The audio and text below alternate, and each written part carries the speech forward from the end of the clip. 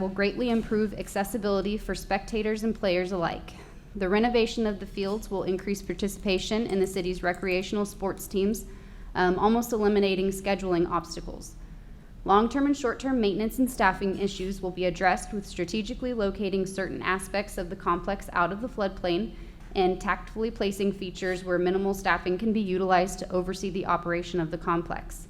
This plan is truly a comprehensive plan that addresses the community's overall needs for the next 20 years. And Mayor, if you want to open the public hearing for public comments. All right. All right, open up the public hearing. The first speaker, Lori Kelly. Lori, how are you this morning?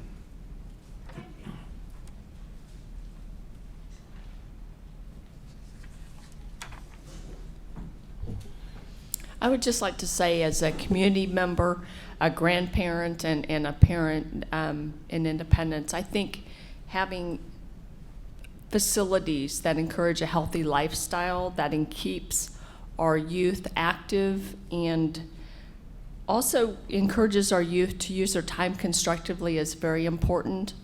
I also think that we can improve that area considerably. The layout is really in disarray. I think some of the improvements that are most significant would be the parking, the segregation of between the parking and the play areas. If you've ever been there during soccer games, there are kids running in the parking lots with moving cars and things happening. That's really just not safe. But I do think this facility would be fabulous and would give our community a big boost, and also incent economic development and recruitment of workers to our area. All right. Thank you, Lori. Okay, next on the list, Brian Williams.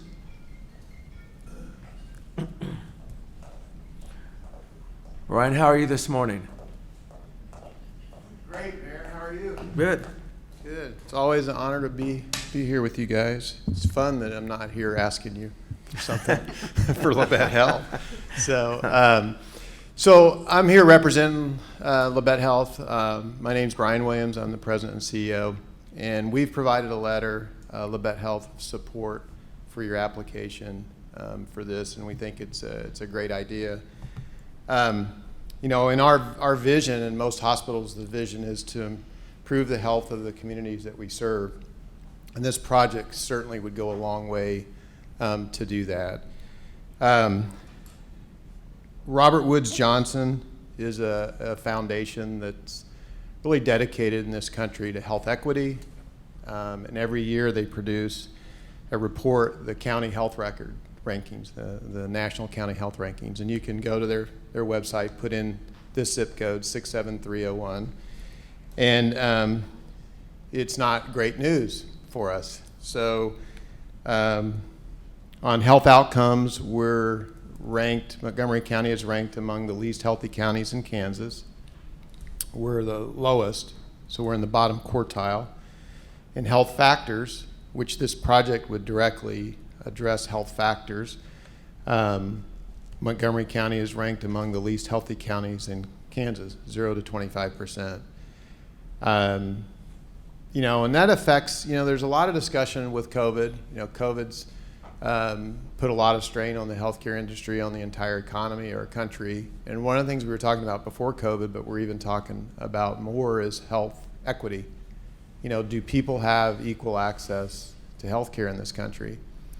And all the research and the statistics, and we live it, so we can kind of get it. We live in a rural area, so our access to a lot of things, our access to a Target store is less than somebody that lives in Joplin. Our access to Lowe's, our access to this and that. You know, so our infrastructure is very important, and our ability to take support from a grant like this to support a project that would help this many people address living longer. So one of the negative impacts is, you know, we have a higher incidence in Montgomery County of premature death than the state of Kansas by a fair amount. 20% of our population is in poor health. 4.3%, or 4.3 on average, poor physical health days, poor mental health. You know, mental health is a big challenge too. I feel better when I exercise. I know Commissioner Hayes does, because I saw his back on a run one time. But if I don't run and exercise, I don't handle stress, you know, nearly as well. So exercise, diet, health provides a healthier workforce, a healthier community, a more vital lifestyle, and the outcomes really are, beyond that, we maybe get people to quit smoking. 24% of our population smokes. 39% are obese. Obesity is the medical definition of obesity, is a body mass index, I think, greater than 35. Obesity is not a little bit chubby or I put on 5 COVID pounds. It's I've got 30 to 40 pounds too much on me. So get out and walk and exercise and do those things. So anything that we can do to help independents, help staff, we want to do, and just really applaud your staff for even considering something this, you know, creative, because we're always looking for additional resources in our rural areas. So just thank you so much, and if there's anything we can do to help you, we want to. Thank you, Brian. And that's, David, there weren't any more, just these two. It's a public hearing, so if there's anybody, they Yeah. don't have to fill out. Is there anybody else that has just come into the meeting that would like to address the commission? Yep, come on forward and. Excuse me. Good morning. How are you this morning? Good morning, all. My name's Mike Thompson. I am a 3-year resident of Independence, Kansas, and I am delighted to be a resident of Independence, Kansas. We have a wonderful community with many, many amenities, and I see this for the reasons that both Lori and Brian laid out as they laid out a very good reason as to why we have it. But my background is investments, so taking that background and applying it to some of the questions I would have as a community member, and I think these are certainly logical, because I thought of them, reasons, things that we should think about as a community. First of all, the proposed Central Park project is in a flood zone. I did hear you mention flood mitigation, so as a community member who most recently had a friend lose her convertible in the flood waters of a few months ago, I would want to understand that. I don't think we're going to be able to completely mitigate that, but what I would ask about is there a plan to be able to move rapidly into this area to clean it up, so that for all the reasons that Lori and Brian laid out as to why it needs to be used, would we be able to use it, or are we going to be dodging logs and brush and other things that come out as a result of the flood? Will there be a deferred maintenance budget? You know, projects all over the country are wonderful. We come up with the money because local investors will fund it, but then they go to hell because we can't maintain them. So I would be concerned about and would want to know, is there a deferred maintenance budget? Who's responsible for maintaining the project, and does the city have the capacity to do so? Next point is will there be, and this is something my wife is most concerned about, is will there be a competitive bidding process? And then second, or lastly, will the project be completed in phases? Most recently I was involved, and Greg Webster was involved with a project that was conducted out at the Independence Country Club. And in the initial presentation, it was a great presentation with a lot of nice to haves, as I called them. But as the members of the club began to hold the board to task, they began to ask questions about what are the must-haves? What do we really need to be able to achieve the goals that were laid out for the reasons to complete the project there? And what came to the surface is that we could do this if we did it in phases? And will there in fact be a phased-in process so that we can begin to see, because as I read through the proposal, I know that you're going to be deluged with a lot of other nice-to-haves that will come forth from citizens of the community, which we were at the Independence Country Club. But when we went back and laid out the plan, this is the phase, these are the phases that we will follow as we complete this, will there be a phased-in process? So thank you very much for listening to my concerns, and I do support it and will support it financially. I just want to make sure that we are responsible in terms of what we're doing for this city. All right, thank you, Mike. Is there anyone else that would like to step forward at this time? And don't be bashful. While some citizens might be thinking about it, I would, for the grant application, like to respond to some of his questions or concerns with items that we are working on to address some of the issues that he has brought up. Okay, Lacey, I'll go ahead and close the public hearing. They As far asked as- me to Yeah, go address ahead. each of them, and then if anybody else, is that Oh. okay? Okay, that would be okay. Okay.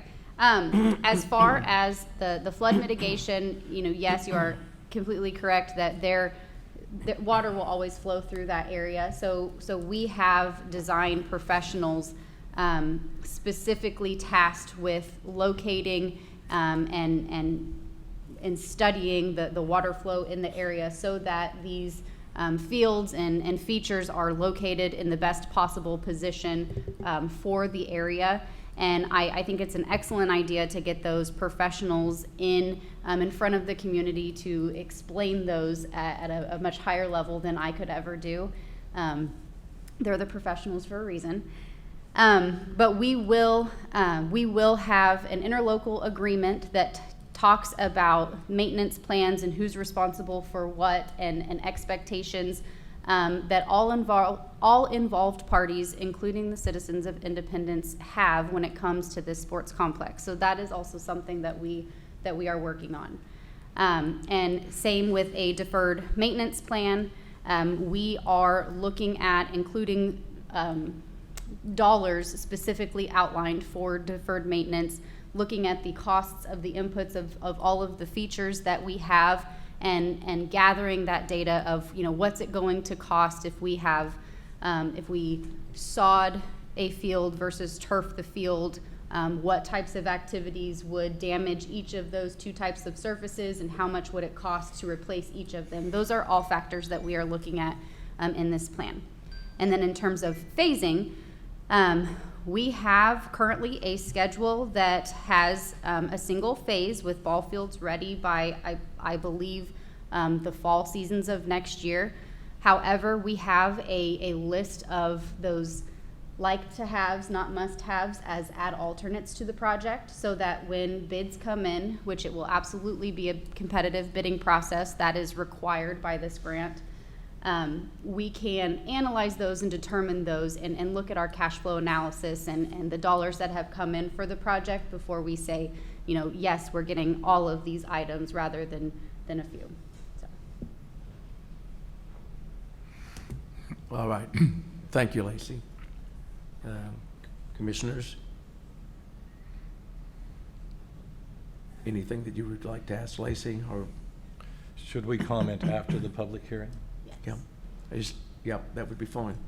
Go ahead then. Can you close the public hearing if no one else is? Yeah, there were no other speakers, so I'm closing the public hearing at this time. So commissioners, your comments on this? Excuse me. Well, I think the opportunity to apply for a grant that would aid in completion of the project is essential going forward, that it gives us more flexibility with our funds, and if it's granted, then we're able to go into that wish list a little farther. I think the whole concept of the sports complex, and as you've described the cross section of use, it's not youth, not adult, but all members of the community, and seems like in reviewing an application such as that, Kansas Wildlife and Parks and Tourism is their full title. No longer tourism. Oh, they dropped- cut it? They dropped tourism. Okay. Well, that it would be appropriate for their grant. I'm in favor of continuing with the application and anxiously looking for the determination to see if we are granted funds, because it does seem like a very logical and likely project to receive funding. Yes, indeed. In fact, the diligent pursuit of grant funding in this project and any other projects that we can identify as candidates for grant funding is, I think, it will be incredibly important to the future of Independence. So I agree that that this grant needs to be pursued, and as well as any other grants that you can identify and put before us. All right, we're all in agreement. I don't have anything to add from what my two fellow commissioners have stated on this. So if there's nothing else, then I would like to entertain a motion on this, gentlemen. I move to authorize city staff to submit the grant application and authorize the mayor to sign all related documents. Second. All in favor signify by saying aye. Aye. Aye. Motion carried. Thank you, gentlemen. All right, moving along. Item B, consider final design development and authorize preparation of construction documents for bidding 1916 City Hall and Fire EMS facilities. Did we miss item A, Mayor? Oh, I'm sorry, I did. Item A, excuse me, Vance, I'm sorry, I looked at the wrong yellow part. Item A, consider an administration agreement with Southeast Kansas Regional Planning Commission to prepare the application and provide administrative services for a KWP land and conservation grant.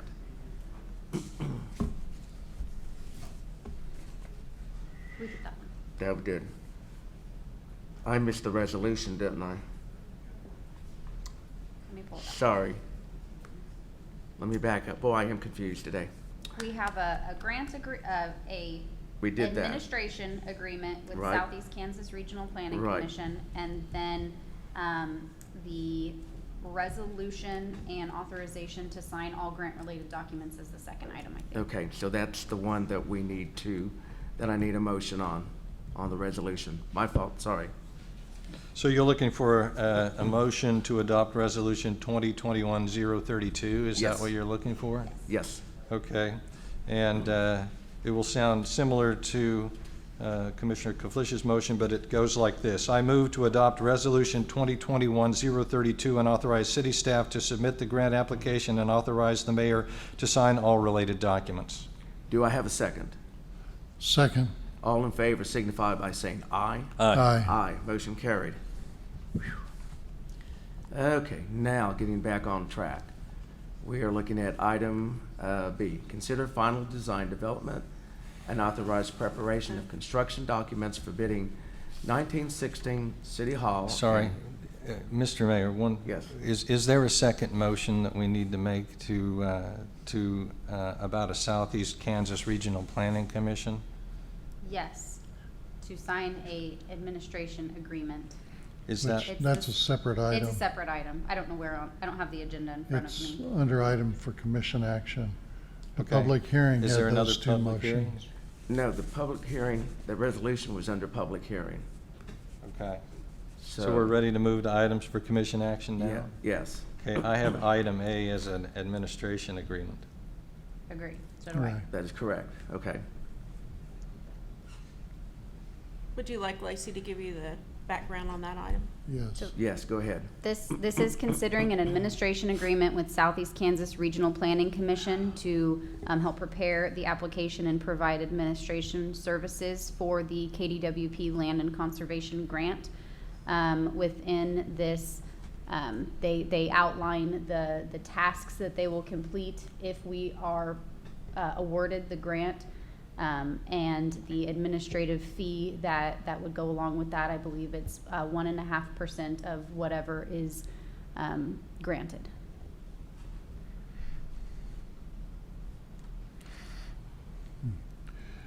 Lacey, in the agreement, in item 3 under changes, it talks about environmental additional changes being at $2,500, and then item B, it talks about environmentals, if required, an additional $500. Do you know what the difference is in that? I don't know what that difference is. I would have to research that.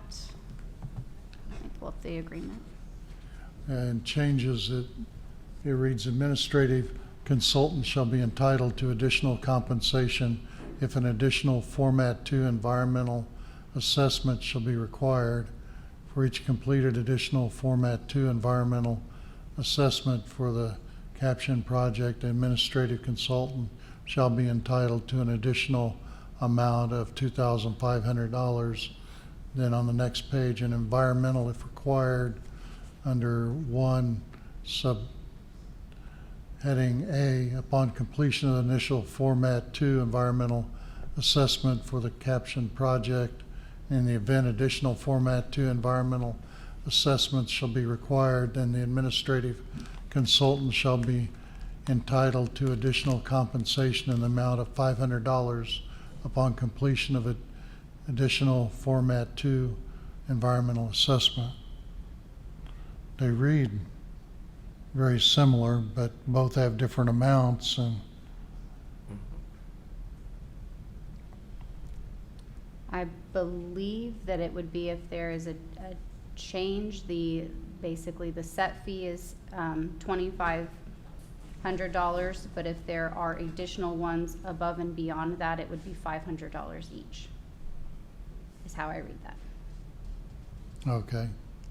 So the first one's $2,500, Yes, and any additional one is only $500. yes. Okay. Another question in the agreement, item 15, it says apply for and furnish Davis-Bacon wage rates for all required construction contracts. Does the grant require us to go with Davis-Bacon wage determination? Yes. Okay. Now, our cost estimate wasn't based on Davis-Bacon. We had an updated cost estimate prepared for the Davis-Bacon rates. Okay. That's significant. I believe it was about $40,000.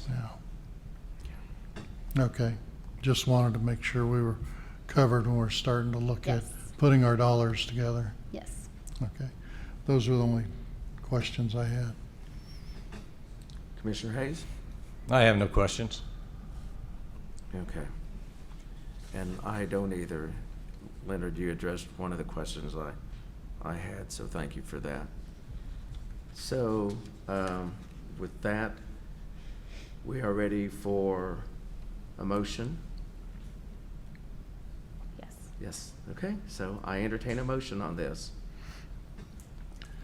I move to authorize an agreement with Southeast Kansas Regional Planning Commission to provide administrative services for the Kansas Department of Wildlife and Parks Land and Conservation Fund grant, subject to the city attorney's approval. I second the motion. All in favor signify by saying aye. Aye. Aye. Aye, motion carried. All right, I apologize for my confusion this morning. I'm not sure what's going on right now. And Vance, you might let us know, do you want this up with the report, or do you want that PowerPoint that you had the slides with the building layout? Yeah, if we could start with the building layouts, and then we'll move into the McCowan-Gordon report.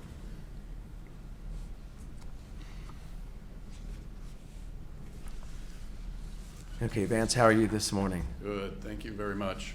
All right. I'm Vance Kelly with Trainer HL. I also have Chris Birkenmeyer with us to talk about the the architectural and design updates. We have folks from Latimer Summers and Associates, our MEP engineers, here as well to help answer questions that you may have. And of course, then the folks from McCowan Gordon are here because we're at a stage in this project that we have finally been able to pull together accurate estimates and numbers based on what you and your staff have directed us to show on paper.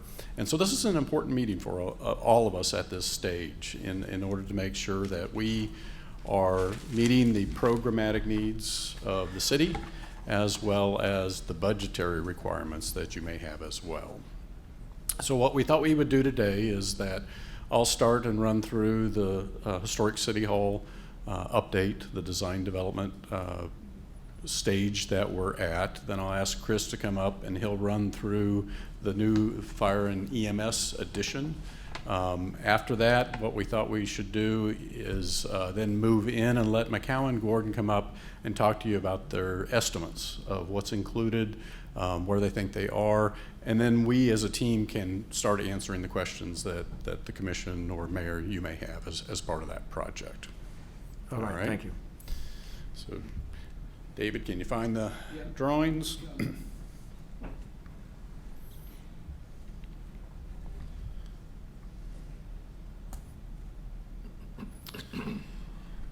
All right. So what you have in front of you is the site plan for the Historic City Hall site. After discussions with city staff and the feedback that we received the last time we met, we have added into the project some additional paving for parking, new paving for parking. On the south side of the building will be public parking spaces and an accessible parking space and walk that will lead people up to a new accessible entrance on the south side of the building. If you remember in concept design, we were looking at the north as being that new accessible entrance. During schematic design, we changed and moved it to the south. We're able to do the accessible entrance without actually having an ADA ramp with the handrails and guardrails and so on, that we can do it with paving by lifting the grade up in that back portion. So it'll be a little bit more of an easier and more pleasing entrance, because when you go into that entrance, that is where you have municipal court. That's where you would be checking in with police, and that's also, again, the accessible entrance to the city hall. So we're showing that pavement included as part of the project now.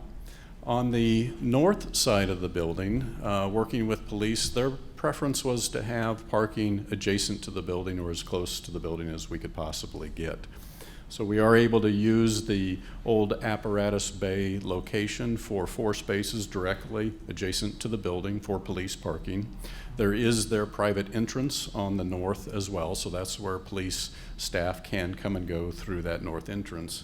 And then you'll notice on Myrtle, we have looked at taking over the location where the current payment drop box is, and look to see whether we could potentially develop parking spaces there. So what you have shown on this site plan is actually 7 parking spaces close to the building that would be designated for police parking only. Now that drop box, that payment box, would be moved to the south side. So one of the stalls that we're showing on this site plan is actually where you would pull in, the box would be located there, you'd drop your payment off, you'd back up, and then you'd leave. So we at least have that factor of convenience for the public. Of course, on the site, we are showing the new addition, and we've tightened the addition to where it still meets the programmatic needs for the 911 call center. But we've tried to tighten it up as much as possible. We certainly have features on the site that we have to include, which is the generator. We also have the pad mounted transformer as part of the project that needs to fit on the site, and then of course trash.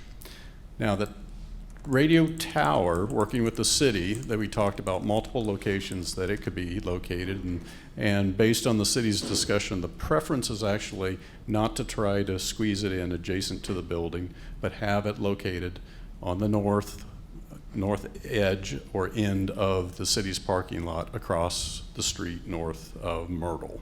So that's where the communication tower would be located. David, if you could go to the next plan. There hasn't been a lot of changes, of course, within the building.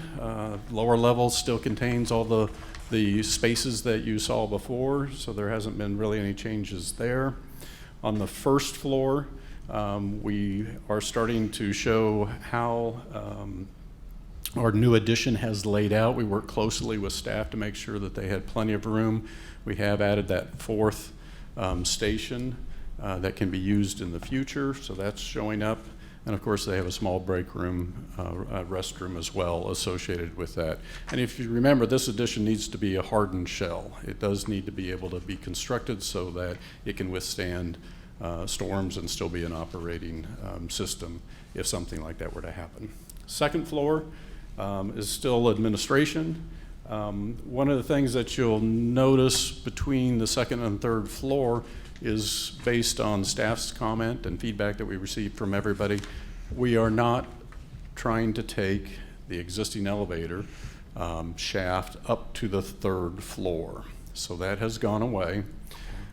We did explore different storage options, including a small addition to the north of the building, but that didn't seem to be cost effective. So working with staff, what we were asked to do is look at providing a dumbwaiter from second floor to third floor so that storage materials could be lifted up so that they didn't have to be carried up the narrow and steep stairs. And then storage is still shown up on the third floor, and while our structural engineer has indicated to us that we could not load the third floor to a weight level that is required by code for storage at 120 pounds per square feet, we can at least load it to 70 pounds per square feet. So it still can be used for storage. Now it's a matter of management, watching and making sure that it's not overloaded. And if you remember, in years past, that third floor was full of file cabinets, boxes of paper, so you've actually done your own load test by the way that you have used it in the past. So storage, especially for evidence storage for police, is really tight. When the engineer determined we couldn't load it as heavily as we would have liked, that meant that compact shelving that was shown early on it could no longer be used. And so working with city staff, the suggestion or solution that we're including in this information today is to utilize the old EMS building. And that would then increase the area for storage for police evidence storage, but it would be remote and be located about a block away. So that really is the update on City Hall. What I'll have is Chris, if you can come up, and I'll let you explain fire and EMS. Hi, my name is Chris Birkenmeyer. I'm a trainer at HL Architects. Maybe the next slide, David. Yeah, sorry. David, go back one. We did include, I don't know that we'd ever included for you in the past, graphic images of what the addition might be. And because this is dealing with dispatch and the hardened shell, we really looked at this addition to still be a background building, almost very similar to what you had when you had your storage barn back behind. Obviously, it is a path of travel where the public is walking up to, so it does have a small amount of architectural detailing, but in reality, the public's not going into that wing at all. And so this image starts to show what it might look like, with the acknowledgement that we do have a generator right there at that portion of the site as well that would be screened so that as the public comes and goes, they don't see the big yellow generator outside. Next image. And that's just is showing how we will handle the previous 1960s Apparatus Bay addition, removing that garage door because now it becomes storage space for police, and this becomes their second means of entrance for the police. They can obviously enter at the lower level on the west edge to go directly into the locker area, or they can enter on the first floor on the north side. So we've presented those images so you have a better understanding of what this addition and what the front of the north side of the building would look like.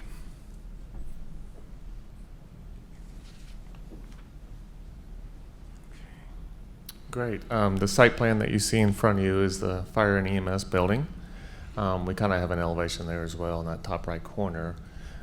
Basically, nothing's really changed since the last time we met. What we've done is we've developed this design further and kind of started plugging in all the equipment and furniture items, circulation, reviewing those items with staff to make sure it meets all their needs. And along with that, we've got civil information, site plan that is updated to show utilities and where they need to go. And then we have the survey that showed elevations and grade changes and so forth. Basically, we're still planning on doing everything that we were before. We've got a couple of updates to the existing apparatus bay to make it more accessible for their EMS vehicles and fire vehicles. And the addition to that apparatus bay is for their ladder truck. We're still planning on driving through that parking lot to the north, coming off and going straight into that apparatus bay and then leaving on the south. Next to that, we've kind of got an addition of living spaces, and then the public's going to enter in on the south of the building, and then we'll have future green space to be used for anything else on the east side. I think the next slide might have a blow up of the floor plan. You also see the elevation or the front of the building as well, and that's facing south. That's at the top of the sheet. The existing apparatus bay, we do have, and you're going to see some pricing for these items, some improvements to that building. It is serving right now as kind of a storage, and they do work in that area, but as this moves into their permanent location, there's some things that we want to do to upgrade the mechanical systems in there, some of the heating systems in there, some of the exhaust systems. So some of those items you'll see some pricing for. The kind of the purple or the longer bay next to it is new, and then the living quarters are new as well.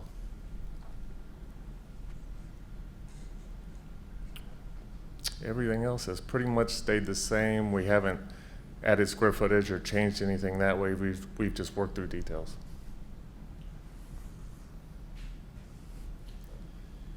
So what Chris and I did after we were able to pull together our design development documents, we were able to share it with the folks at McCowan Gordon. McCowan Gordon is your construction manager, and the whole reason for bringing them on early in this process is so that we can make sure that we can align the project with the budget that can be approved by the city.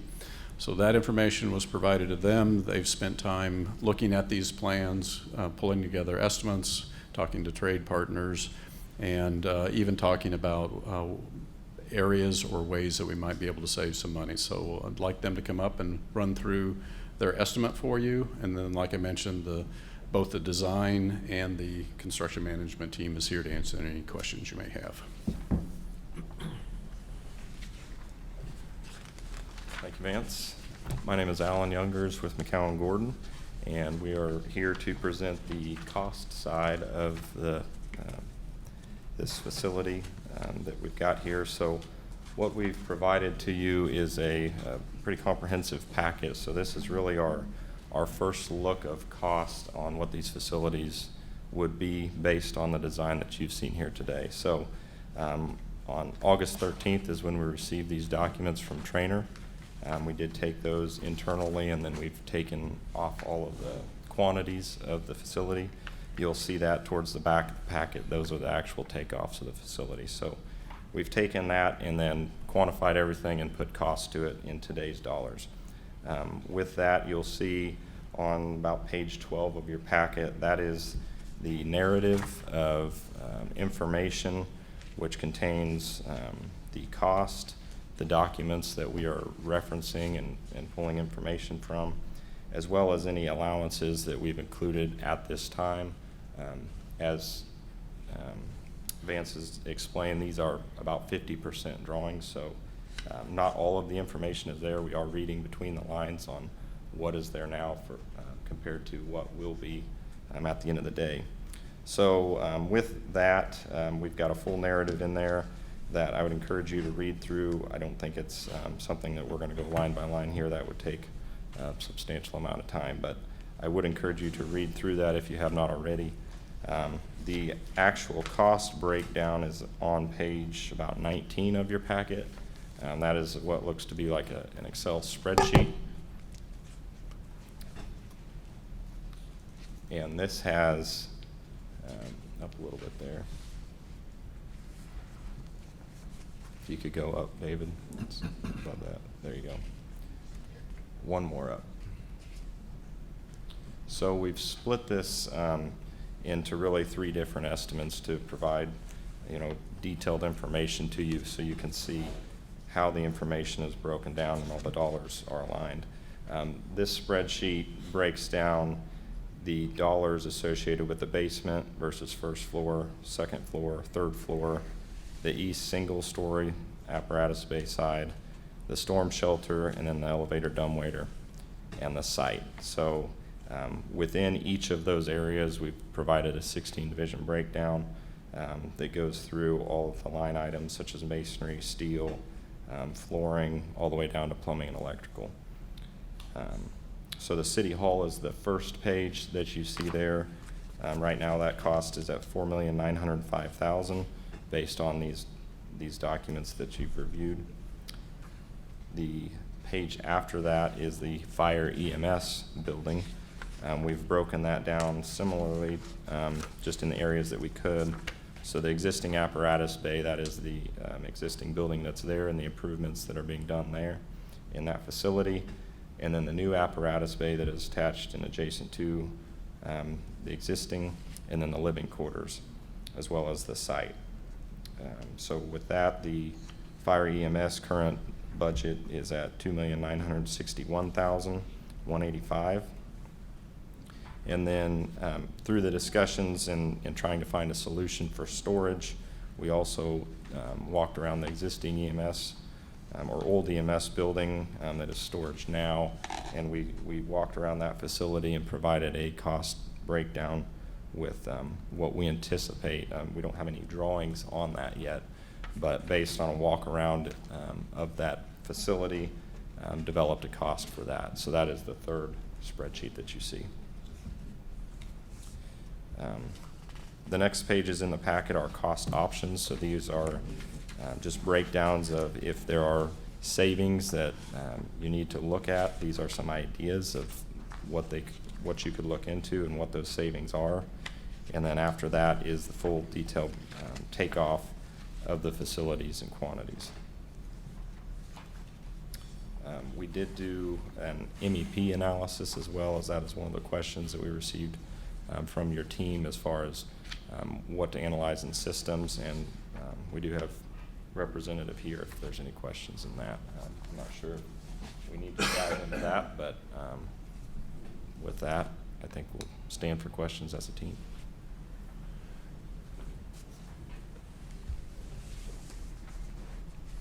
On this draft that we originally got, there were on page, what page is this? It gave options and it gave a list of alternatives of 8.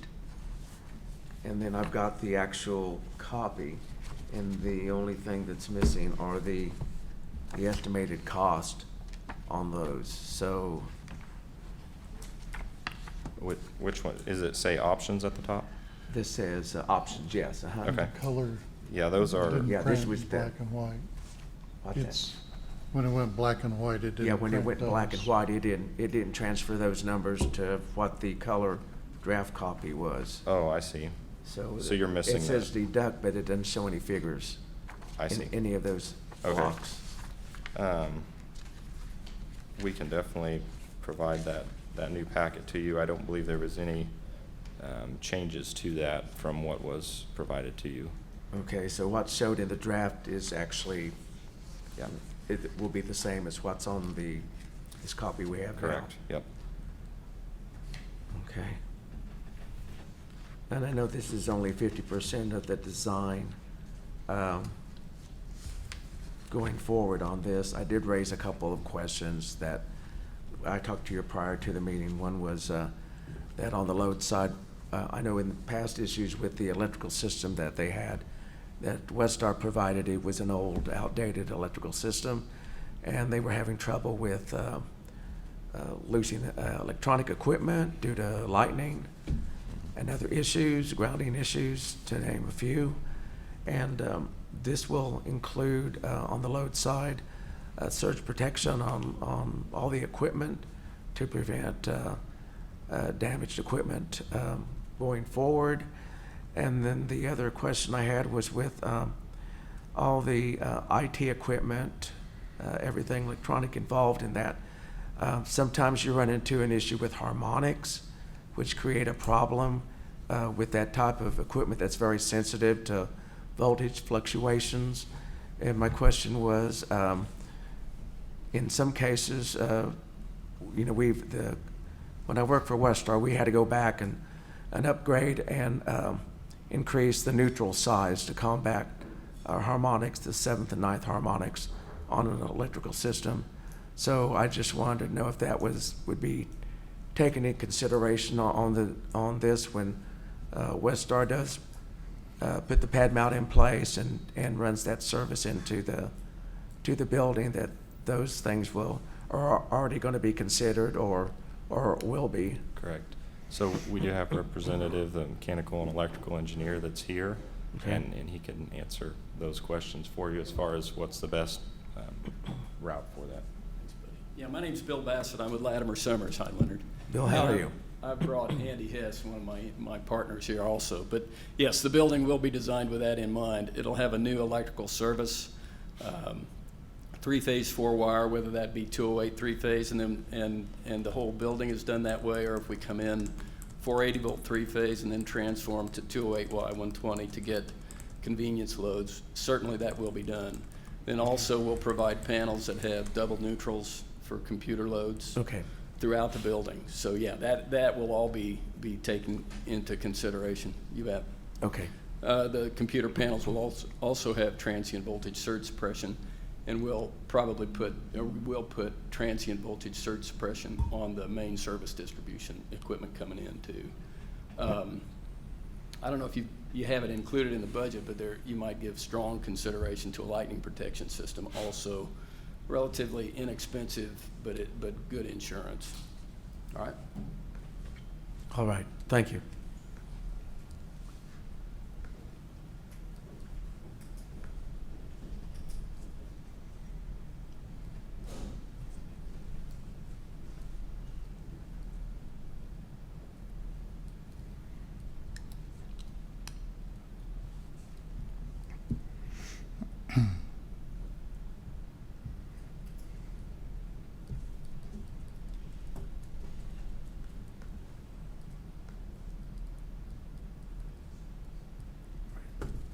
Okay.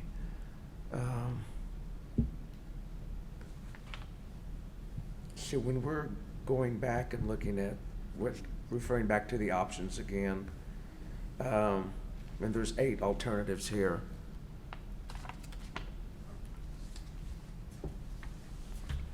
Let me compare the two. So some of these we can consider, for instance, if you break down these alternatives, starting from 1 down to alternative number 8, some of these are alternative 3. It's the potential savings for going to a mechanical split system in the new living quarters. And that, by doing that, I'm looking at this being a reduction in cost. Would that be right, of $185,796? That's correct. Correct. So that would be provide more efficiencies It's and be able to regulate the system, being it's a right. It's a I'll split let system. Andy kind of explain the differences. Right now, this cost that is included represents a VRF system, and then I'll let Andy explain. Bill, coming up here. I'll jump in here real quick, and then I might turn it over to Andy to give some specifics. But the base system is a VRF system, which gives you the ability to really independently zone this building. The alternative is a more residential approach, which is, and you know, fire station is a residential application for all intents and purposes within the living quarters. So it makes sense to look at furnace, the furnace alternative. So it would be very similar to what you'd have in your home. Furnaces with a split condensing unit. Doesn't give you the ability to zone quite as tightly as you can with a VRF system, but it I think would be certainly adequate for this application. Yeah. So with the variable air volume system, are you looking at one unit and then distributing and changing air temperature remotely in the space? Or are there multiple systems that you're going to use? So the basis of design here was for not variable air volume, it was variable refrigerant flow. Refrigerant. Right. So those are systems that have a condensing unit, and then they supply refrigerant to a distributing box that then sends refrigerant, either gas or liquid, out to a unit that's in the space. So it's a little different than a variable air volume system, which would have a central air handling unit, and then we vary the volume of the air to the space to satisfy the load. This is more of a refrigerant-based system.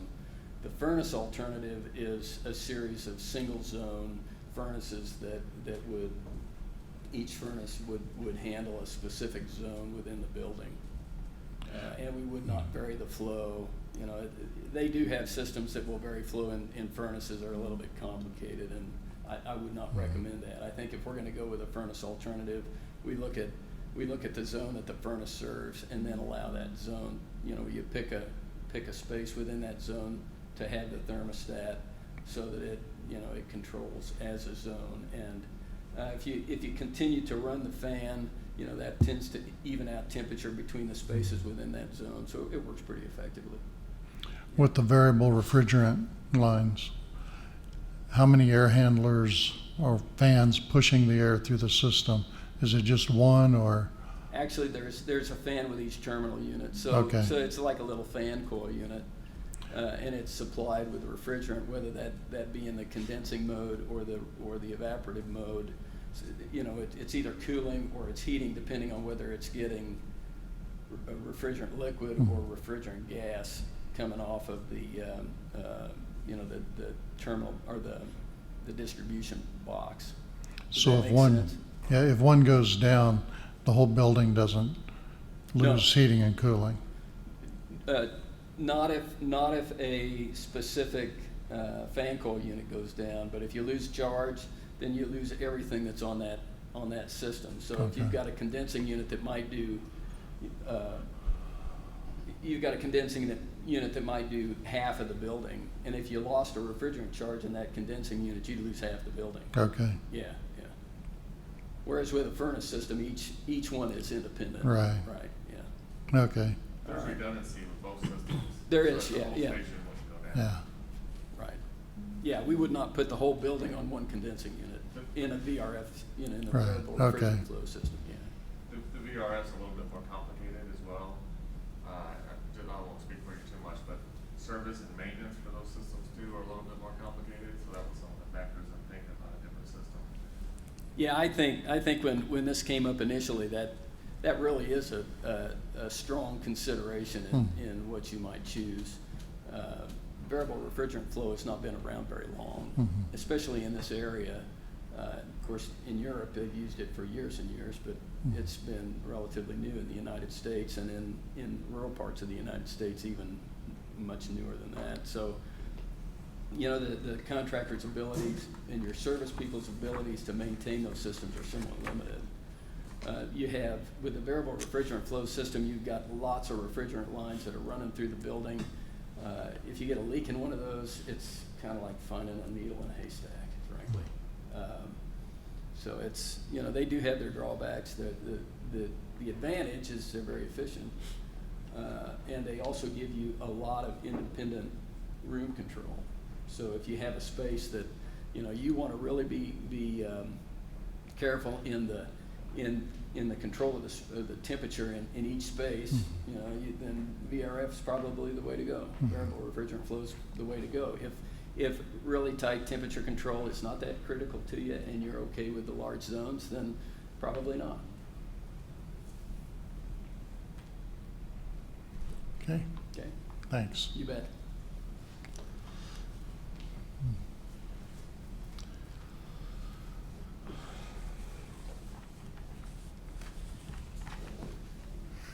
Then,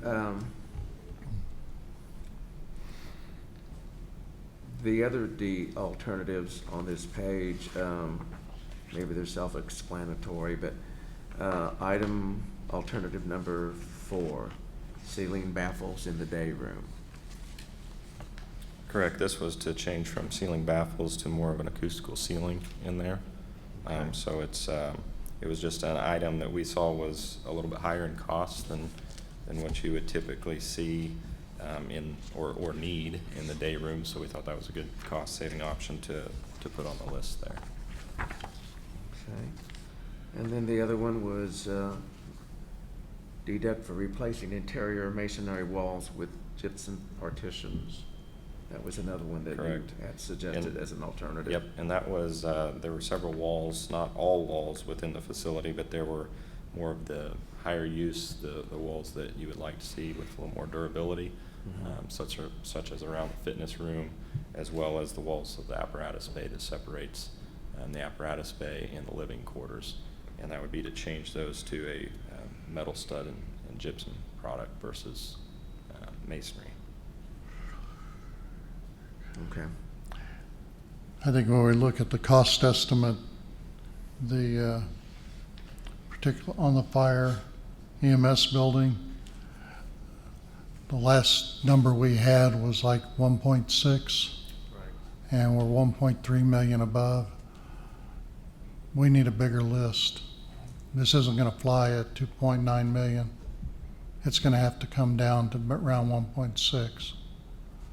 We're going to have to change framing systems, cut square footage. Costs have got to come down. So when we put the documents together, we kind of looked at scope primarily, and it's like walls that we just talked about, durability, how that building's going to function and what would function the best for them.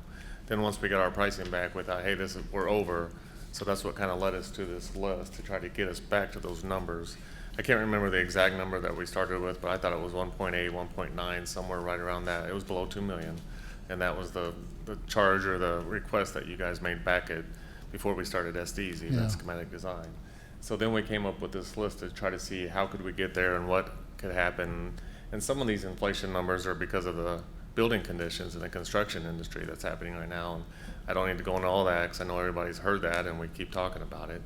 But some of those improvement, and I don't know what that all adds up to, the numbers in front of us, but I think it's pretty close to $1 million just by architect math and looking at those larger numbers. But taking some of these items, I think, needs to be a decision on all of us, not just us saying, okay, you're going to lose square footage, you're going to lose the ability to operate the mechanical system more efficiently, things like that. We wanted to make those decisions as a group with you guys, with the city staff, to make sure that we understand why we made those changes and how we're moving forward.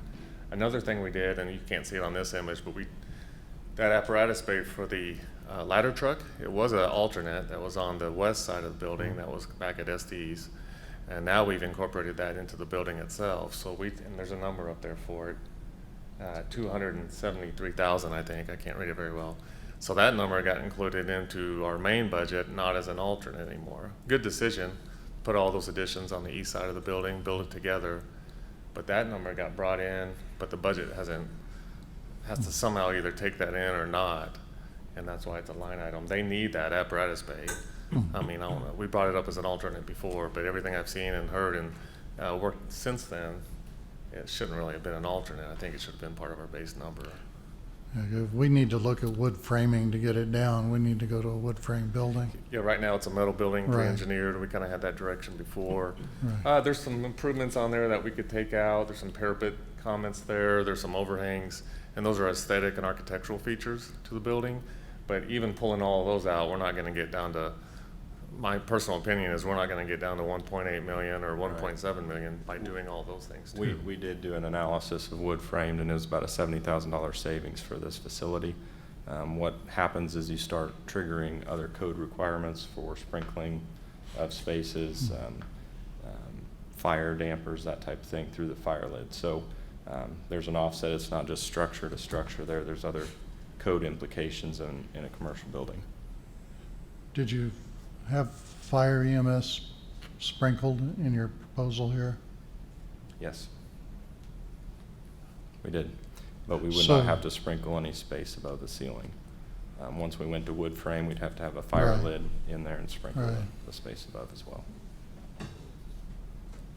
So, So we looked at it just holistically. If you switched right, from one to another, it's probably about a $70,000 savings. Now, how to tie that into a metal building is, I mean, again, we didn't have a drawing to go off of. We were just trying to get an idea right. of what would that look like. Now, when we're ready to go through the plan, I got some questions about the plans. But as Chris said, is if you're looking for $1 million to cut from this, it's scope that you need to look at, not necessarily, I mean, it's going to be square foot reductions and scope reductions.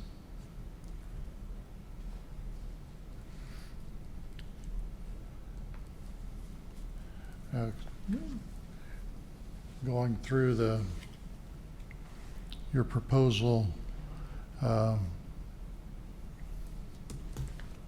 see you're elevating the mechanical room basement floor of City Hall, which some of the things I've got noted on your plan comes back to the cost estimate too. I guess maybe I interpreted where we're close to going into construction drawings. There were some items that were inconsistent with what we had done before. But anyway, we can go back to those whenever we're ready to go through the plans. I just have some questions.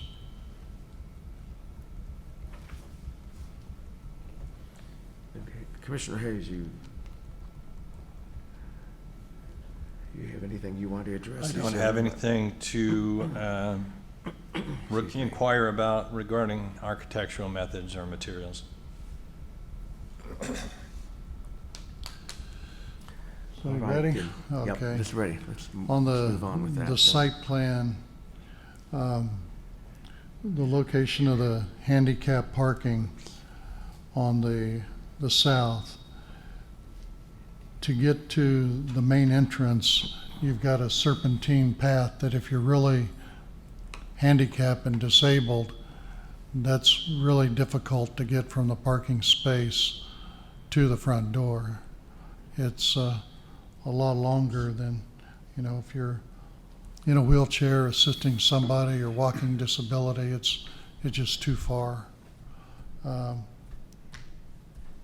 We have one spot designated, but are we looking at any handicap for employee? Where would they go in that lot and we'd add another spot, or how are we, if we only have one designated, then that would be occupied by a full-time employee?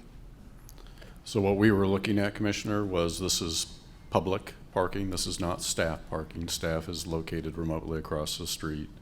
And that this one single ADA accessible space is for the public who might be visiting City Hall for business Okay. purposes. That would just be public, so we need to look at a handicap parking for staff potentially and an accessible route for them from that parking space to the building. And whether that's a part of this project or not, then we would have to look again at budget and what you want included and what the project can support. Yeah. Yeah, because I think if we have to make the building accessible, we need to look and plan at this time for any staff that would be disabled in the future. So just have that plan implemented or ready to implement, whether we look at that area to provide that space or not. That's Yes. something we need to consider. the drop box pulling into the parking space and then backing up, that doesn't seem to be appealing. It seems like it causes a lot of extra traffic, and, you know, if the drive-through could be integrated somewhere else, so it is a moving, not a pull in, So back up. you could leave the current bill payment drop box where it is, that is a drive-through, and simply then eliminate the 7 spaces that the police department had asked for to be in close proximity. Or move them farther east, because there is a problem with that north entrance. The apparatus bay floor is elevated 12 to 16 inches. Not on the north. If you remember what we do within that first floor plan, we have a transition. So Okay. we do have the sally port that will pull directly in, and then the booking area is at that same floor elevation. And then as you move into the roll call area, you transition up that additional 12 inches to get you to the Okay, city hall yeah. floor level. I missed the ramp that Yeah. was that roll call, Yes. Okay. Mhm.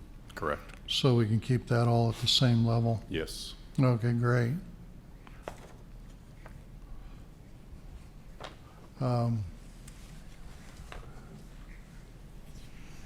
In the mechanical room in the basement, that floor is being elevated. It's currently, yeah, as we progressed and talking about water issues, that of course is Yeah. the lowest floor elevation in the buildings. So there was a question of, do we need it that low? We certainly don't. We don't need that kind of headroom or head height. So we could provide an infill to lift that floor up, and that way we don't have to work with the transition. There's a cost involved. You're correct. And the McCowan-Gordon estimate includes the cost of raising that mechanical room floor as well as the 12 inches up near the accessible entrance as well. Okay. Is the areaway going to be raised, or will that door still from the mechanical room go into the areaway? So we weren't talking about raising the floor elevation of the areaway. Now, we've talked about the skylight cover on top, but we would build a stem wall to separate that mechanical space from that lower elevation of the areaway. Yes, And then there would be steps in the areaway from the Correct. door yep, to go down. because we still want access to both of those, yes. Now, with the elevator remaining the same, So, will you be yeah, able? the elevator was one of those things that's in our last discussions with staff. They reported back that the preference was not to take the elevator up to the third floor. So right now, in the previous plan, we were looking at a new traction elevator replacing the hydraulic that exists today and taking that up to the third floor. With the most recent discussion that staff came back and reported to us, let's repair what we have, and McCowan-Gordon does have a fairly significant dollar amount for repair. It does mean that on that lower level, we have to now find the space for the hydraulic pump. And so there would be some slight reconfiguration of that lower level if that's the route we're going to go. We didn't want to make, this goes back to, I think city staff was really looking for your input as well, because there were solutions for bringing the elevator up. They weren't necessarily easy, and there was a cost involved, but we want to make sure that you agree that the new elevator does not need to go all the way up to the third floor. Yeah, I think the cost to replace the elevator and take it to the third floor is Yes. more than what we want to spend. I see the allowance to service the elevator is, what, 150,000? Mm-hmm. So that's Mm-hmm. Correct. a pretty broad range. Yeah. So if it does need electronics or pumps. We have the 150,000 in there for the whatever repair might be necessary for the elevator. Remember, though, that we haven't had anybody come out and look at the elevator. And in the budget, then we have 80,000 in there for including a dumbwaiter that does take us from second floor to third floor for storage purposes. And Ken, for the dumbwaiter, did you look at utilizing the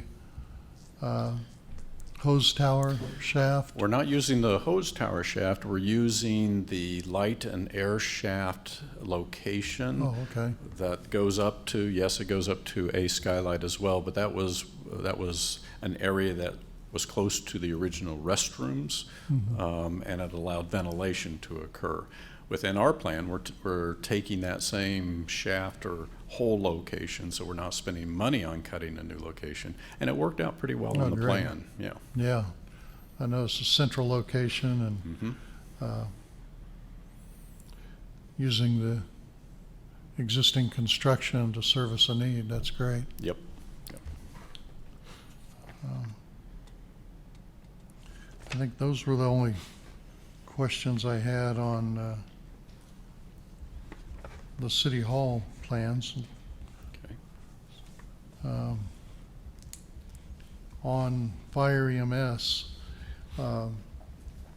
we talked about before the decontamination room, having direct access from the apparatus bay. If you come in contaminated, you're entering in the hall that connects apparatus bay with living quarters, so you would be contaminating a potential clean area. We're hoping that there's a door right there at the end of this ramp, kind of where my pointer is at, and there's no door here, so all this apparatus is open to this work area as well. If the person comes in, they could go into this room, and that's where we think decon, clean clothes to put on, and then laundry is right there as well. And that's laundry for personal items, uniforms or bed clothes or whatever they need to wash. And so we hope that point will keep them out of the living space, but also into a room that's separate from everything else as well. And they go in and out the same door when they're contaminated and then when they're clean. It's not a clean room per se. Yeah. There's no, like in a hospital would be, if you walked into one room and then Yeah. it would compress and then you clean and then you go into another room and decontaminate. It is not set up like that.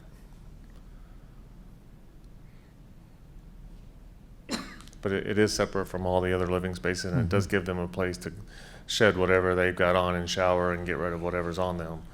And then So it's they kind have of to a change. It's moderate contamination, not right. chemicals where they need to hose down and strip down.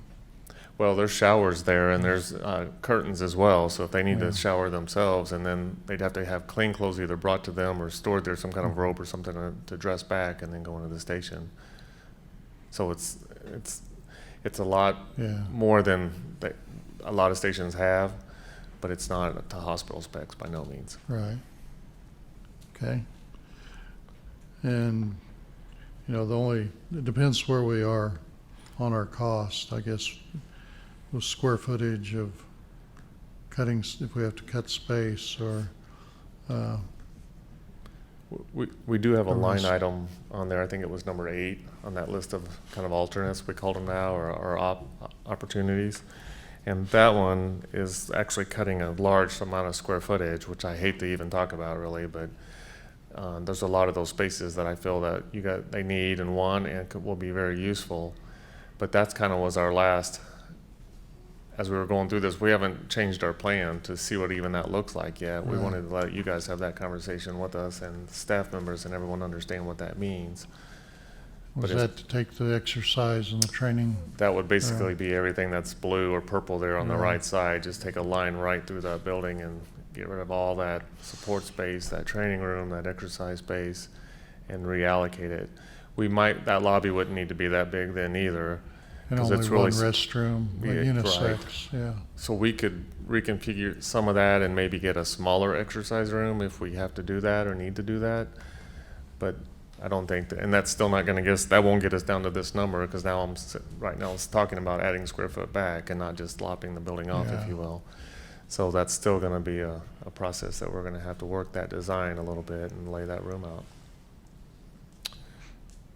most of the other spaces are pretty tight. I mean, the bunks and the way they lay out with the showers, that kind of dictates that bay, that orange space. It does. The kitchen and the living room, I mean, you've got that many people there. It kind of, I mean, I may be able to take out small square footages, but it's not going to be enough to get us there. The offices, we can reconfigure them. They're a little bit maybe large, if you will, but it's going to be minimal square footage reductions. Yeah. It's tough. Yeah, and I hate to see them or even talk about them losing those parts of the building.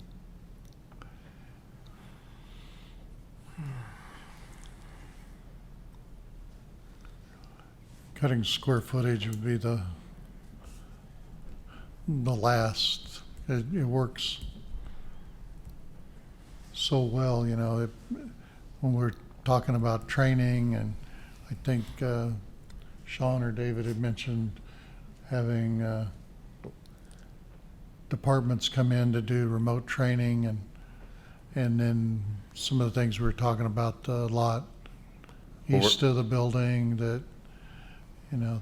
And we're wanting to set that up, and they have the ability to set that up as like a EOC. Right. So they could come in and set up that whole room. Oh, excuse me.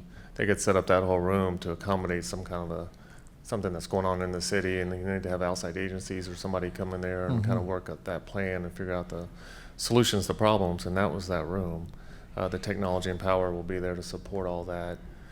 So it's a pretty vital room as well to city functions, not just for the fire department, to have all the training that they need, and city departments to use it as well. So I'm fighting for it. Yeah. You know, when you're looking at the function is our first concern, that it works and provides what the department needs. And then how can we adjust costs and finishes, kind of, you know, going back to your list, the parapets on the building, some overhangs, you know, the cosmetics, that, you know, function is primary. But, you know, the benefit of an overhang on how the space is going to work, we want the space. We want the space to work. Don't cut down something there.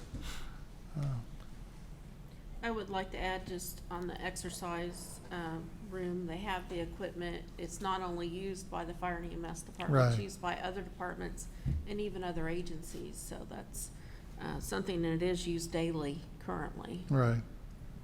Yeah, we have a separate entrance there for staff that are not firefighters or EMS to use the facility as well, and a sidewalk will lead to that door, and they'll have, you know, access control, and they won't be able to get into the station necessarily, but they'll be able to use that facility as long as you guys provide them credentials to have access to it.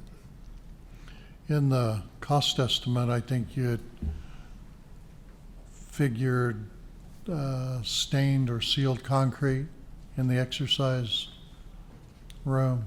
Yes, that's correct. And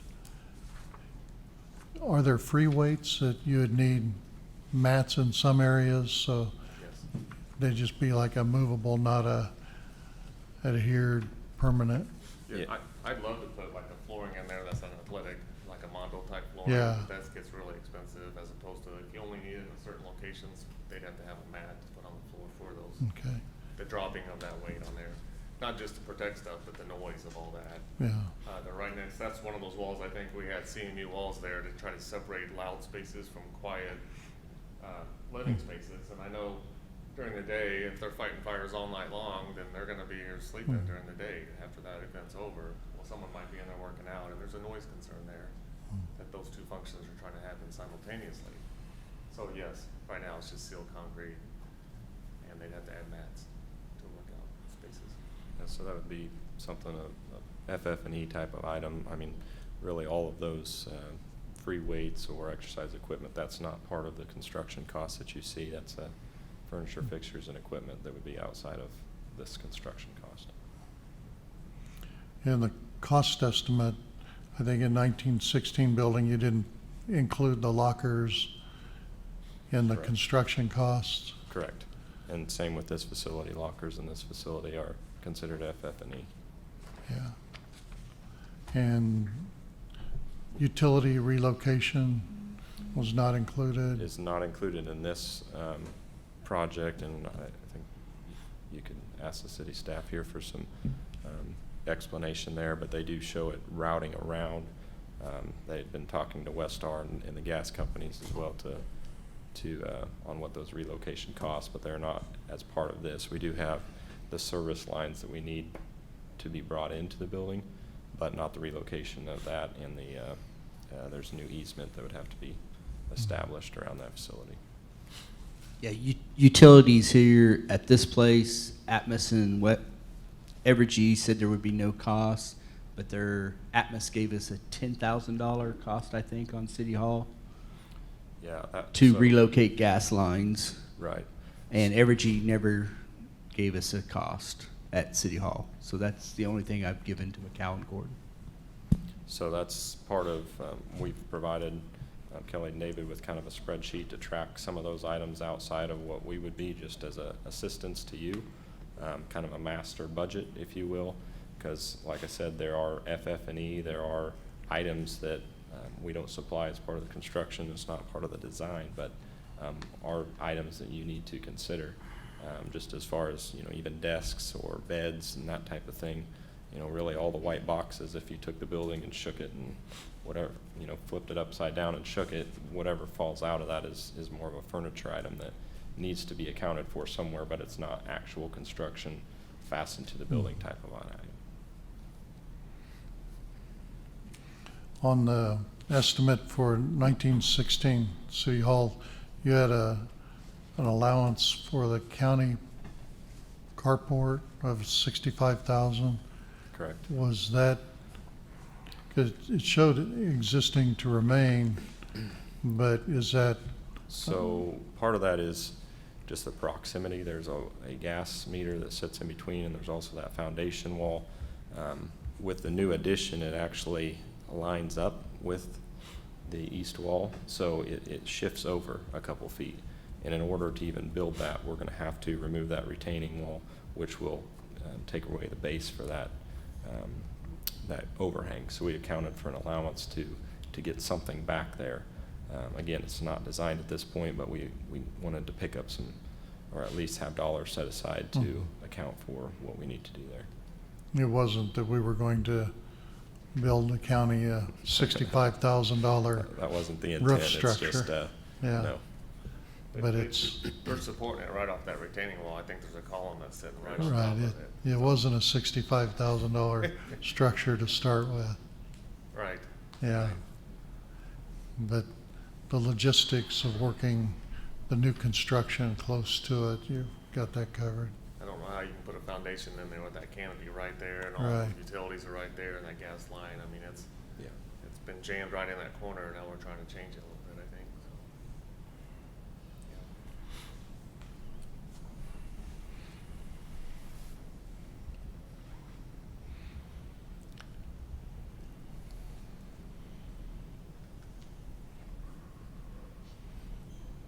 So. Of these cost estimates that have been presented here, from what we had previously looked at and were given information on, these are reflected of the higher cost of that prices of everything that have gone up, the percentage that would be Correct. true. Yeah, this would be today's dollars is what we're looking at. And how as much- you've seen, there's been a substantial increase in a lot of different materials. Everyone moves different. Like when we talked wood framing, it went pretty high for a while, but it's came back down. Steel is kind of still trending upwards, and that affects a lot of different materials, from the backing on your light fixtures to the conduit to the copper wire coming into the electrical. So it's not any one item. From what we have been tracking that pretty closely, and we do internally at McCown Gordon have a bi-weekly meeting to track that, but it's not something that we see as going down anytime soon. It's still trending up at this point, but it's from what we've seen, whenever it does break and whenever that time comes, you've got material increases, just the raw material, but we've also seen logistical challenges of getting materials here. One of those was a consideration of the metal building. Those are a long lead time right now. Joists are another item that are extremely long lead time. So it's one of those things that we want to get ordered as soon as we can, just in order to get those here. But we're getting hit by a lot of different things in that sense. In general, from what we've seen, and there's a lot of news articles, but E&R magazine, you've probably heard of that, Engineering News Record, last month indicated about a 14.8% overall construction material cost. So that's not just steel, but it's in general. Any building from prior to the pandemic to now is about 15% higher. And again, there's no, if I knew when it was coming down, that would be wonderful. A lot of people are asking that question, but it's something that we're just trying to keep tabs on what is going up the most and try to steer away from those types of materials so that we can get them, in a timely manner and as a low cost as we can. Okay. We're having problems on other projects getting roofing adhesives, getting insulation, getting switches. We've got a project that's being built for over a year and we can't get our switches. So it's going to delay the entire project because they're just not available. It's been orders for 6 or 7 months and it's going to end up delaying the project waiting on switches. And so there's all that stuff going in our industry. It's just every project's different, and some of the things that are affecting this are similar.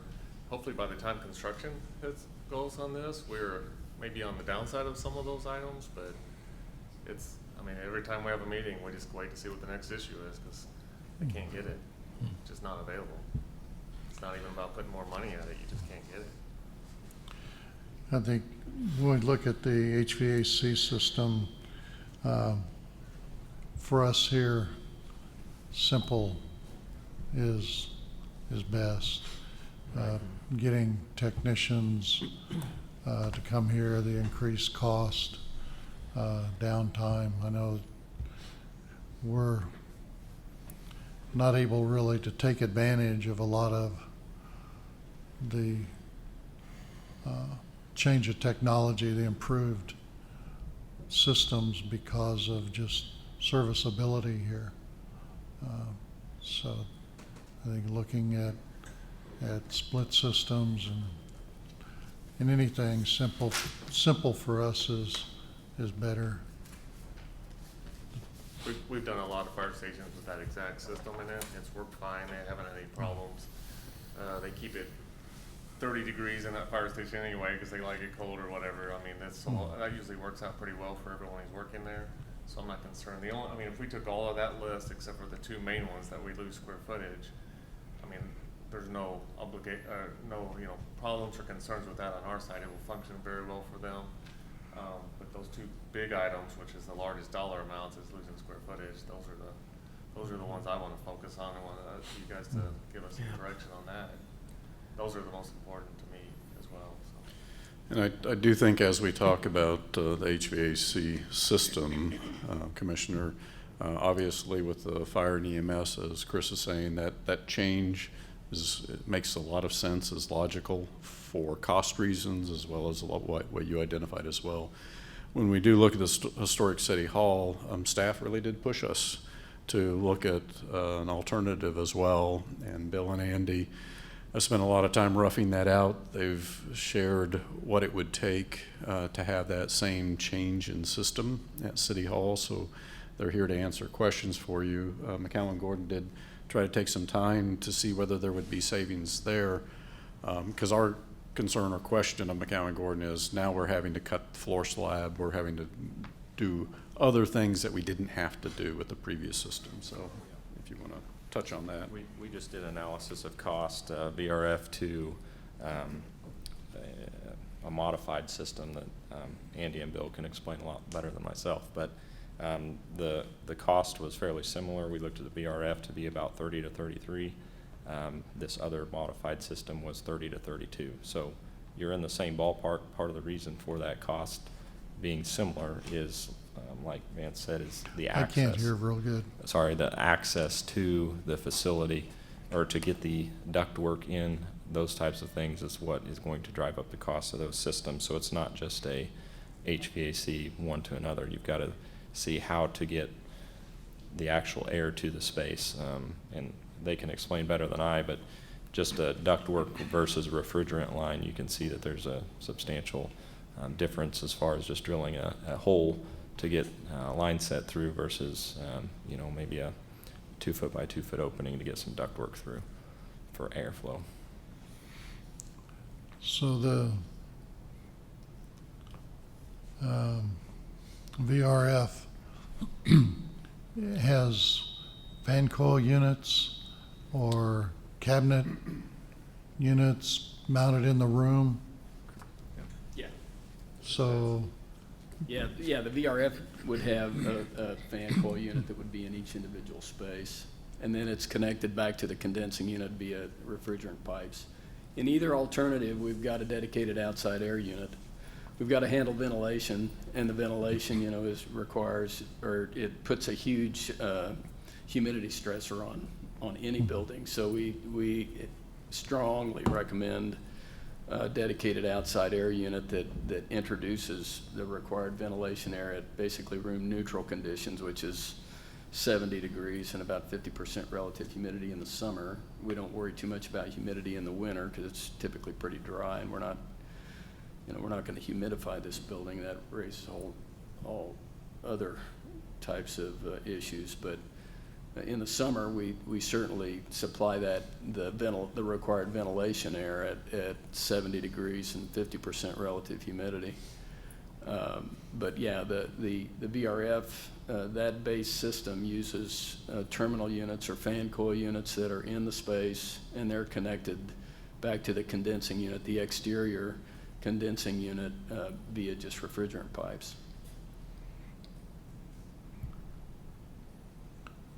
Looks kind of so like it's kind of it's like the old radiator system. You got pipes circulating the building, taking the fluids to a cabinet that's got a fan in it now instead of just old Similar. cast iron. And that provides the heat in each room or open area.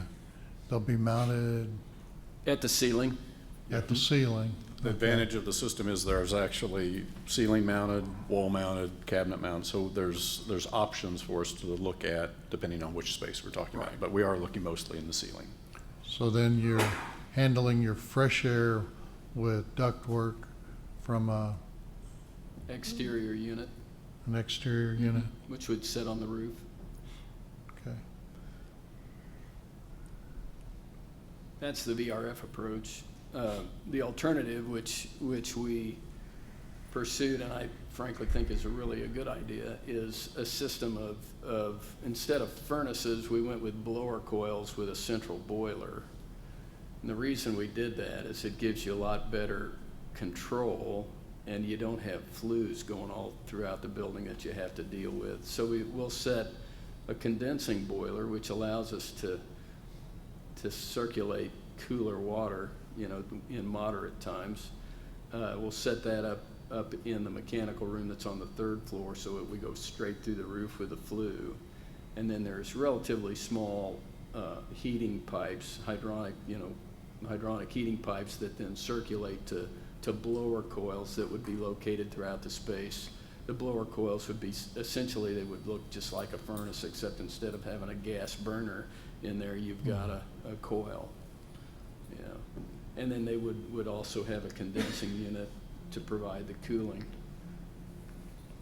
You'd have a chiller, that chilled water for the cool, or No, this What'd you- alternative, we went with individual condensing units for each blower okay. coil. Yeah, which is, you know, it's a little simpler. We could go with a chiller, but that's, you know, again, it's tough to get people to service those things. And if you lose a chiller, you lose the whole building.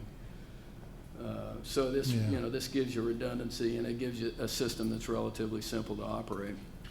There, Go ahead. I was going to say, in some of the spaces within the city hall where we had a single story space, we just went with a simple rooftop unit, and at the rooftop we could handle the single story space on the east side. We can also handle the 2-story space that's east of the historic, you know, the original historic building.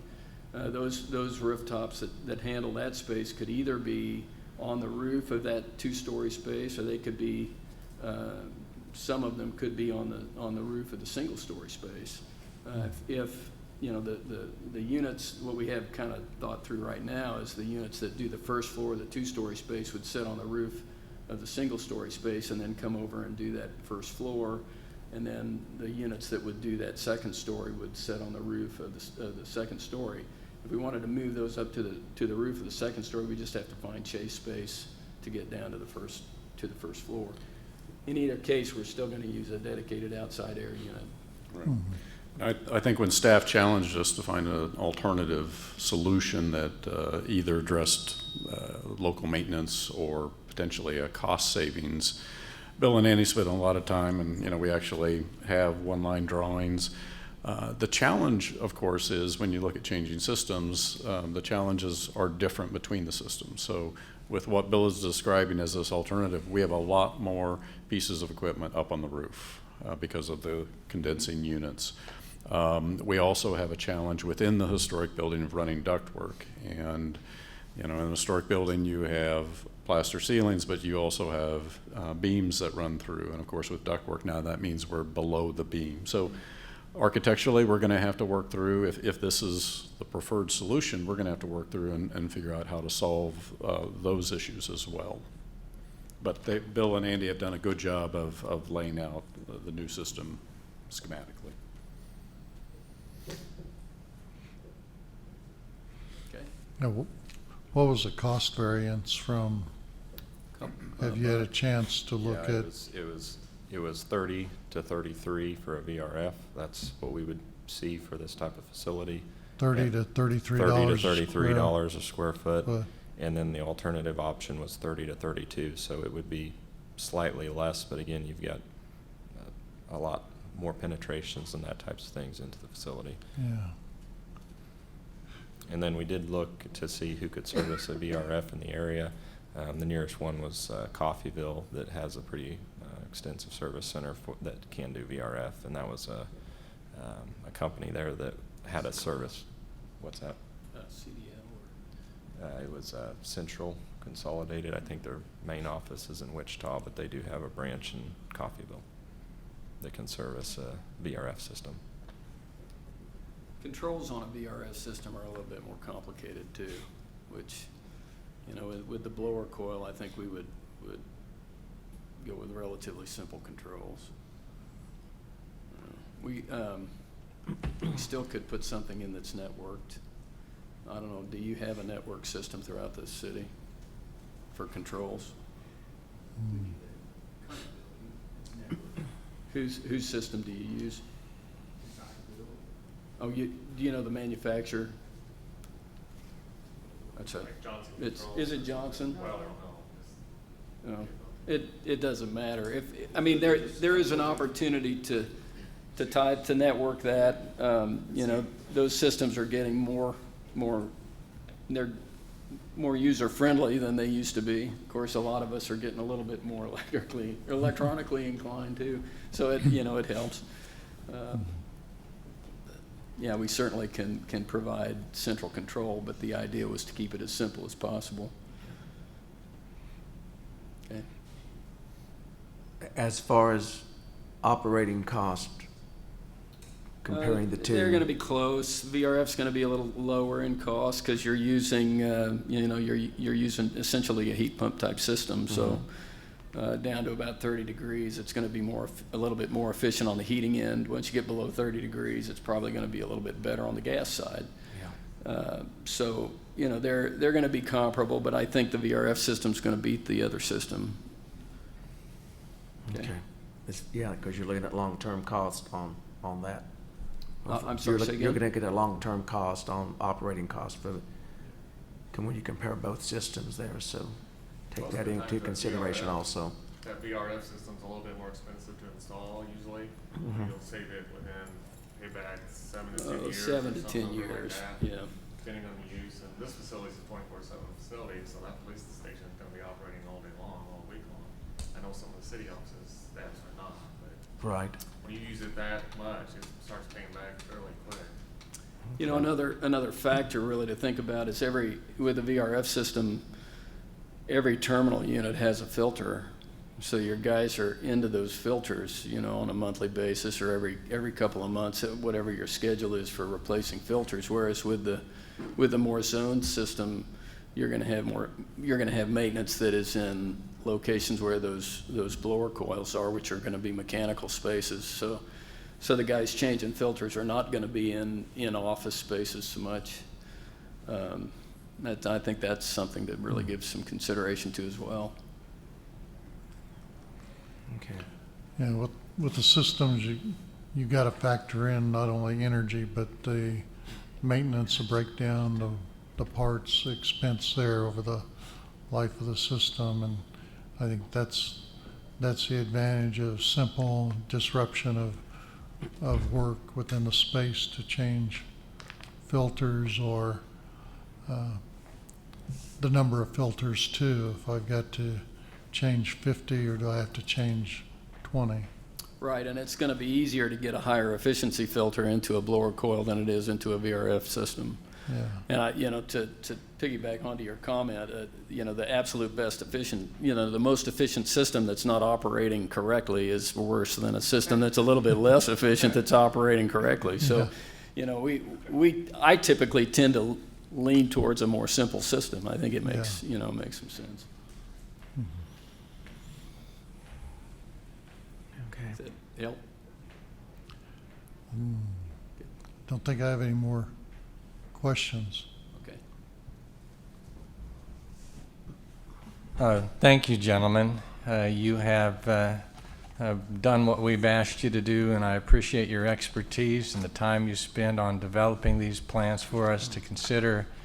And I really do appreciate the complexity of this question. So thank you for all that you've done and all the consideration you've given us for this. I did do some quick math while the conversation was going on, and not taking into consideration alternate number 1 or number 8, and following through with 2 through 7, it's a difference of $384,470. So number 1 and 8 together are $654,633. So the 1 and 8 were the 2 big cost drivers when you take into that consideration of the 8 alternatives that you had given us. So all that added together is almost $1 million. yeah, it's $1,039,103. So yeah, you were right on. You said it was a little over $1 million, and you were right. It's tough just to lose those 2 spaces. They're integral to the operation. The other items, that's pretty simple. Get rid of those baffles in the ceiling, get rid of some therapists. Right. Those items are easy decisions, but Right. it's still only going to get us to that number. Right. Not going to get us all the way down. No.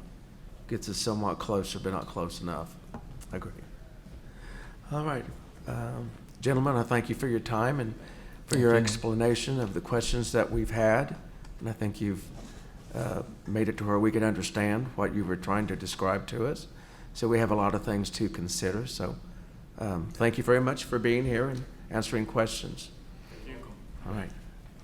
I think what you were looking for today was we're at the point to go into construction drawings. So, yes, Commissioner, so like I mentioned earlier, this is an important meeting for us. We are at a point where we need input, and working with staff, they've worked long and hard, but they felt like the commission needed to be a part of this decision-making process. And is this dollar amount or the budgets that McCowan Gordon has shown based on the documents that we prepared, is it viable?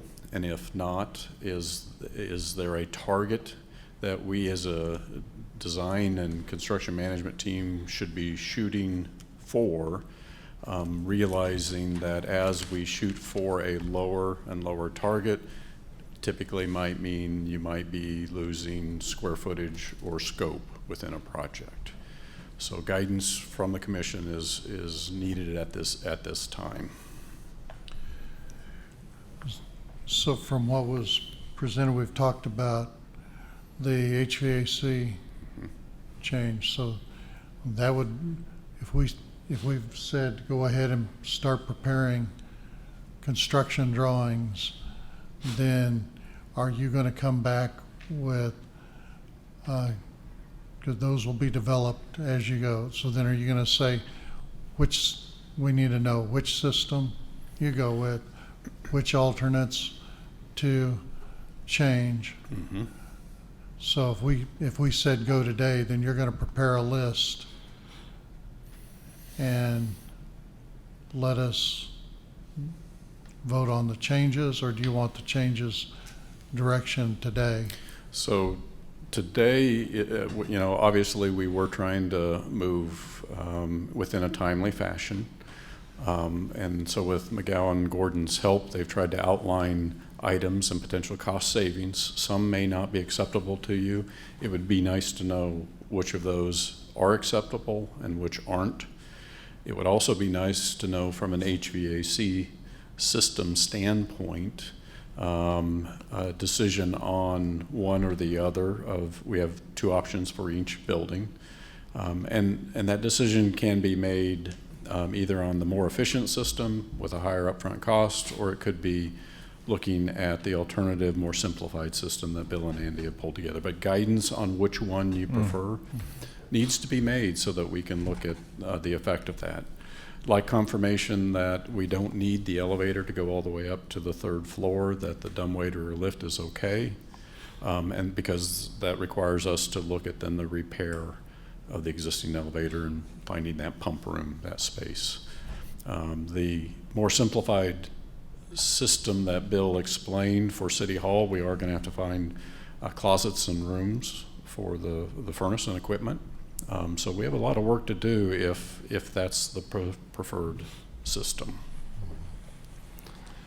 And I would say, Mayor and Commissioner, a lot of this really is target-based. What is that target dollar that the City of Independence believes is still giving them value for the project? And both McCowan Gordon and Trainer HL and our consultants will work towards hitting that number. So I guess I'll start by just saying that like I said earlier, I appreciate the work that you've done thus far. And I know that these cost numbers are a moving target. They're impacted by a number of different things. Even now, we're kind of impacted by supply chain issues that are driving spot market pricing that's gone way up.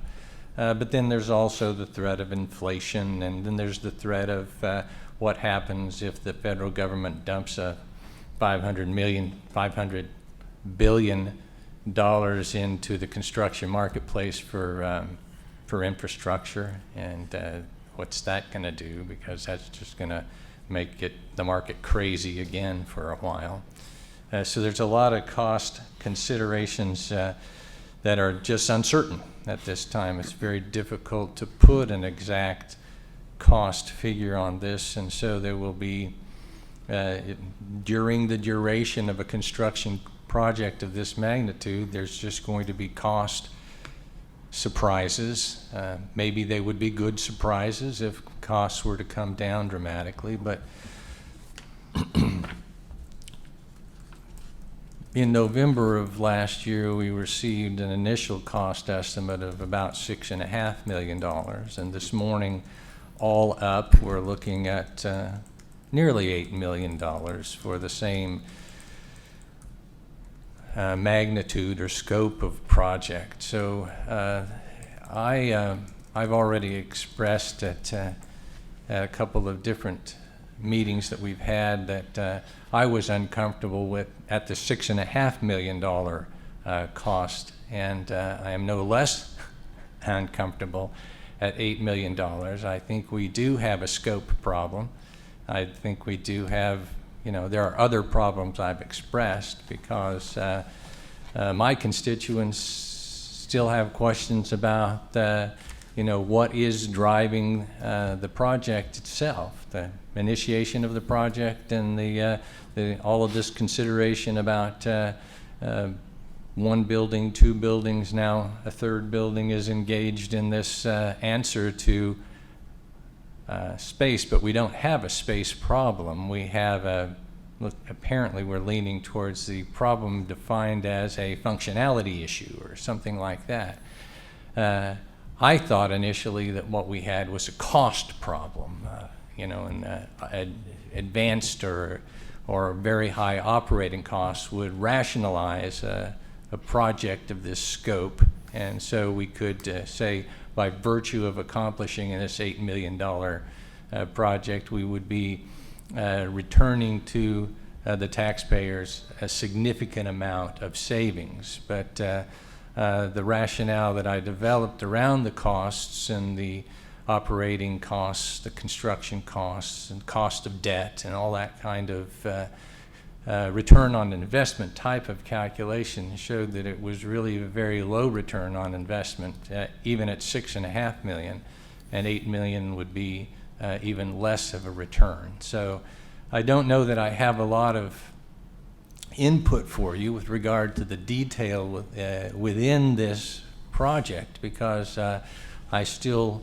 struggle with the rationale that we use to initiate the whole conversation. We don't have a space problem. We don't have apparently we don't have a significant cost problem. Otherwise, we would be able to offset some of this debt service in a greater way. So it's not the cost problem. And so the only rationale is that somehow we are dramatically not delivering service to our constituents because of a functionality issue, and I don't see any rationale for that either. So I'm just to a point where I don't have anything else to offer. I wish we could tap the brakes and put this on hold and see what the marketplace does, and maybe give some consideration to reducing the cost dramatically. And we do have another building in the mix, so if we were to be able to make a multi-million-dollar sale of our current location, that would change the economics of the question. But we don't know anything about that either, because that's once again one of those uncertainties that the future hasn't answered for us yet. So I don't have any input for you today other than that. Thanks for being here. Question on the masonry wall deduct. Were you planning more than the party wall between the exercise and training room being masonry? I think there's one shown between the apparatus bay and that living space as well, next to it, to try to separate those noises and the uses of that. Okay. And it was primarily a function of that. We could get there with a metal stud and drywall solution. Maybe we insulate and baffle those walls too. A lot less cost. We can still achieve our sound changes. Not quite as durable, but Yeah. and that's where that came from. That's where that idea of we could reduce the cost of those two walls. Was there more walls than that? I think that's all we've got is those two.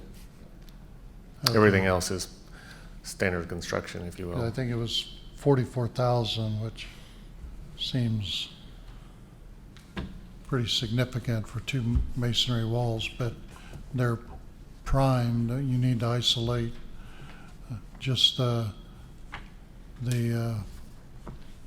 hazard level between the two, even though it's sprinkled.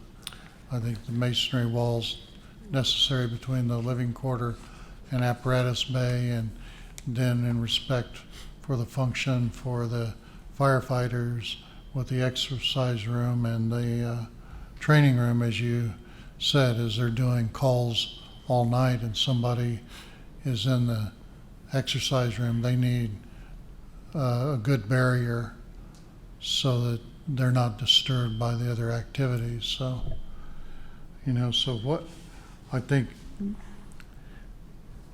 I see what you're asking is direction at City Hall, whether we want to consider the HVAC alternate elevator remain as is and add a dumbwaiter. Now, the site with the ADA access, that can be reviewed and still worked on, because, you know, when you're dealing with someone in a wheelchair, that distance is really critical. Fire EMS would be the HVAC, which is one of the alternates, but I guess if you look at the alternates, alternate 2 is lights and doors, alternate 3 is HVAC, 4 is the baffles, 6 would be the canopies, and parapets would be 7. So if you had instructions like that, then you could proceed. Okay. That's kind of the direction you're looking at. So, Mayor, if you want to add anything on that or whatever, if you're ready for a motion. No, in addition, not only with the concerns on the south side of the city hall, but the location of the payment drop box. moving Right, that- that's part of the site. That part of the site, Yeah. okay. No, other than that, I think that kind of covers what we've already talked about. So, with that, I'm going to entertain a motion. Okay. I move to authorize Trainer HL to prepare construction drawings for the bidding of City Hall and Fire EMS with the change of the HVAC system to the alternate system as discussed today. The existing elevator will remain providing access to the floor elevations as it currently does, and install a dumbwaiter between second and third floor, and review and modify the site plan being more ADA friendly. The fire EMS to consider the eliminating items under alternates 2, 3, 4, 6, and 7.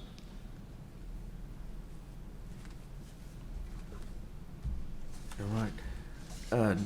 Do I have a second on that? I can second it. Okay. I second. All in favor signify by saying aye. Aye. Aye. Opposed? No. Right. Motion carried 2-1. Thank you. And it is 11 o'clock. With that, I understand lunch has been brought in. So we need to take, what, Kelly, 30? It's up to you if you want to eat it and continue. And continue. Or if you just What do you want want? to You take a want to take 15-minute break, it's whatever you prefer. We need a break to take care of some Right. business of 10 or 15 minutes, and then Okay. Let's make it 15, and then you want to just eat and work through? Yes, please. Okay. I mean, I'm good with that. okay. Okay, let's do that then. We're going to take a recess of 15 minutes, and then we'll come back and we'll continue with the meeting. The lunch is in the kitchen, Mayor, sandwiches and stuff that you can get, and tea and stuff in there for you. Okay. All right. We'll kind of go ahead and get John set up, even though we have the kitty land first, but we'll get that table out. Okay. for John. That'll give Brian time to get that set up. Yeah.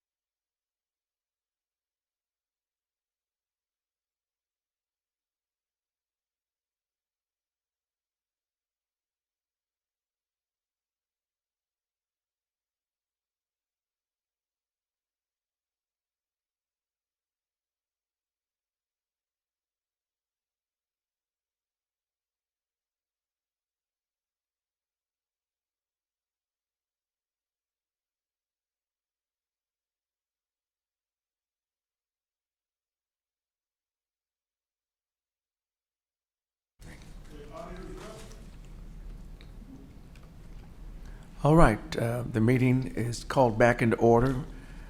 Next on the topics to cover, item C, consider authorizing receipt of bids for the Kittyland upgrades, restroom, sidewalk, and sewer. And I understand there's been some information that's come to us here at the last, earlier today, Kelly, from... Yes, Sean Turner with Transit Systems sent us some updated drawings, which I printed out for each of you. And is Sean available today? John? It's John. Checking with him. I bel- Basically, Mayor, what we received is received the final drawings of the Kittyland bathroom from BG Consultants, along with we contracted with them to also bid the project. And what we're trying to do is bring both projects together to go out for bids, even though they're kind of separately. We also have the sidewalk project for the Kittyland, Right. which Trans Systems has put together. So you have two projects in front of you, the sidewalk plan and the Kittyland bathrooms. And what we're going to ask of you guys today is to make sure you approve of the final design of the bathroom and permission to bid both of those projects for a bid date of October 14th of 2021 at 2 p.m. For both the sidewalk and the new Kittyland bathroom. It does require us to put in a new sewer line to service that bathroom, which if you have questions on that, we're put a new water service to it, and it'll get a new electrical service to it. So, And those are the information that we got concerning the sewer, the grinder yes, system, and on and John can lighting. ask specific, but on the plan you'll see where Sean Turner drew. You can see where it goes back over. It's a pressure system, correct, John? I'll let John explain what type of sewer he's going to put in. Good morning. Morning, John. Currently there is no sanitary sewer anywhere near the bathroom. The closest it is slightly to the northwest of Monkey Island. That's the closest manhole that we've found. And so in order to get that, in order to make the restroom functional, we'd have to have a forced sewer to take to that location. Okay.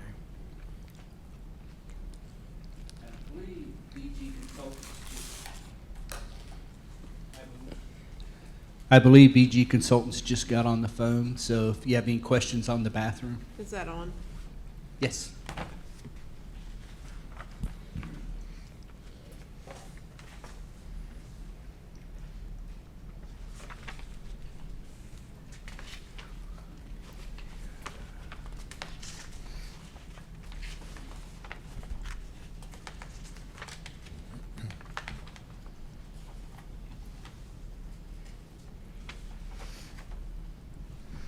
I didn't have any questions on the bathroom.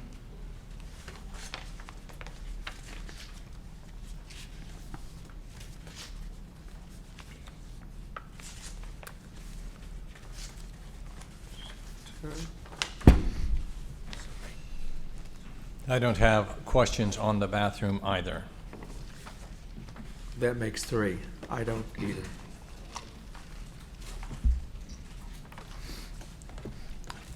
On the sidewalk, Okay, let's see here. the sidewalk going to the swing stops at the barrier. It doesn't provide accessible path to the swing. And I don't see any notes or other information regarding that. Also, I guess it's a new walkway where the old chain plank bridge to the castle. It looks like a new structure is indicated, but there's no information about the structure. Okay. So on those two items, we would like Sean to add before we bid it. Right. Yes. It- Okay. And I don't know, with the other sidewalk project in the park, the walks go just to the barrier too. Yes. And if we could add that as an alternate or some way and get it all so we're in compliant, whatever needs to be done in those areas, so we're totally compliant up to the equipment. Okay. So add alternate for the playground, new sidewalk last year to make the sidewalks ADA compliant to the, what do you want to call it, to the equipment. Yeah, the equipment. Yep. Okay.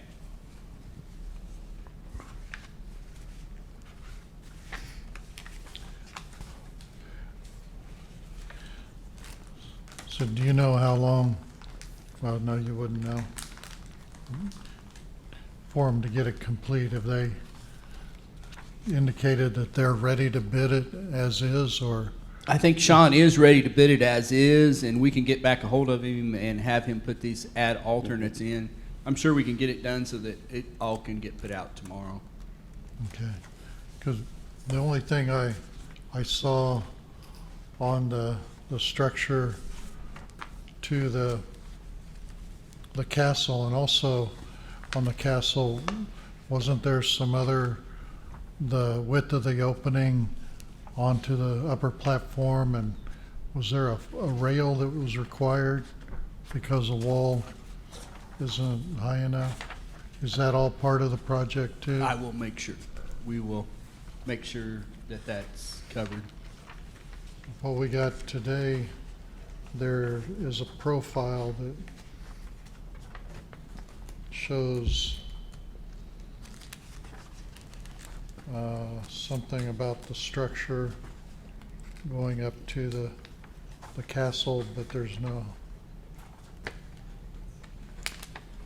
Okay, on the last sheet, it just says pedestrian bridge, but there's no information regarding the structure. Nope. So I don't know if he's finished the notes on it. Okay.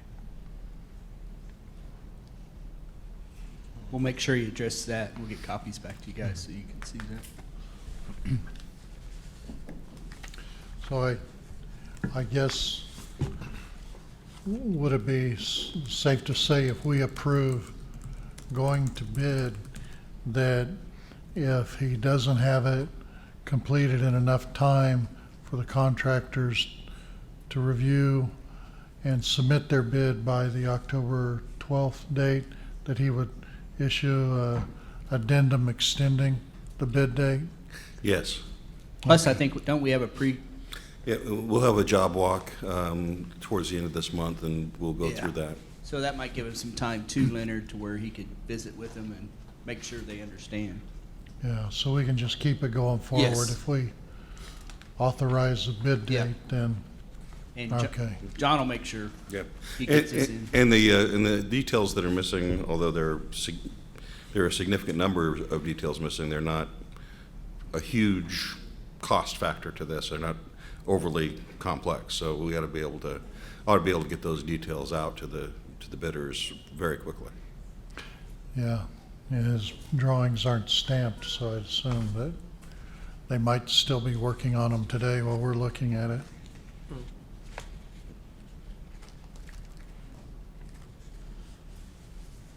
Okay, is that Commissioner Hayes? I think my only question was with regard to where the proposed sewer line crosses existing sidewalks, and I think it looks like, as I get down into the detail here, that those existing sidewalks would be part of the entirety of the sidewalk project if there is a slab or a portion of the sidewalk cut out for the sewer line.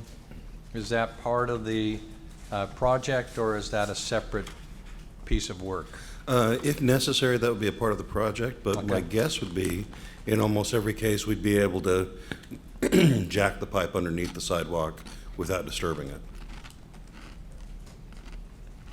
I'm assuming that would depend upon the depth of the pipe at that Yes. point, or Yes. not? Yes. Okay. And since it's a sewer line, it should be low enough that, you know, it won't freeze, and so we should have some insurance there.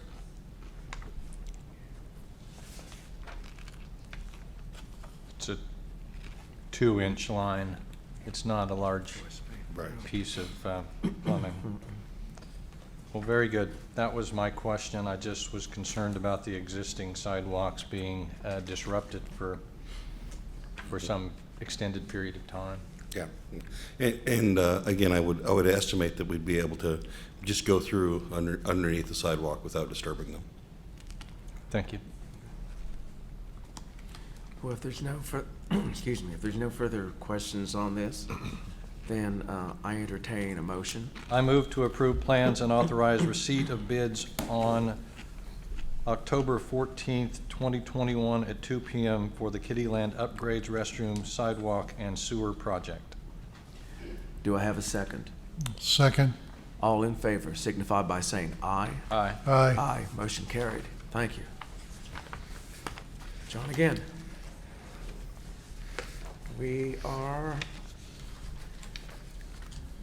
Our discussion will be, item A will be long-term infrastructure maintenance plan for streets, sanitary sewers, water lines, and storm sewers. And then the second part of that, B, will be discussion regarding the southeast lift station and proposed path to move forward. John, it's all yours. Thank you very much.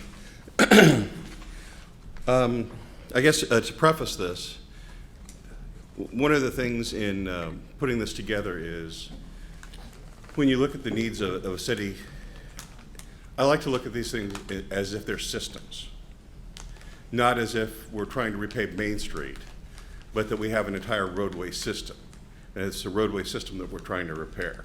So that's just kind of my perspective on really all of the things that we're going to be talking about today. So looking first at the vision is we want to provide a safe and sound roadway system for our residents, but we also want to catch up and maintain the investment that the roads represent. Because if we can skip to the next slide, as near as I can tell, well, it's not as near as I can tell. I think we've heard very much from the constituents that the roadways need work, that they need additional investment, and it has been noted. And I guess taking a step back, how did we get here? Ernest Hemingway once wrote, "How does one go broke? First gradually, then all at once." And that's the way a road works. You get a majority of the roadway life with very little of degradation in the roadway surface. It's when that roadway starts to break down and you start to get cracks that you start to lose structural integrity of the road. It's not a linear process. You don't lose 10% every year for 10 years or 5% every year for 20 years. The first 10 years, you lose 10 or 15%.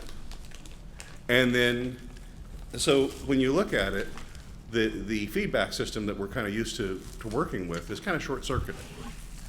And so that's just saying that when moisture starts to get to it, then you start to see failure accelerate.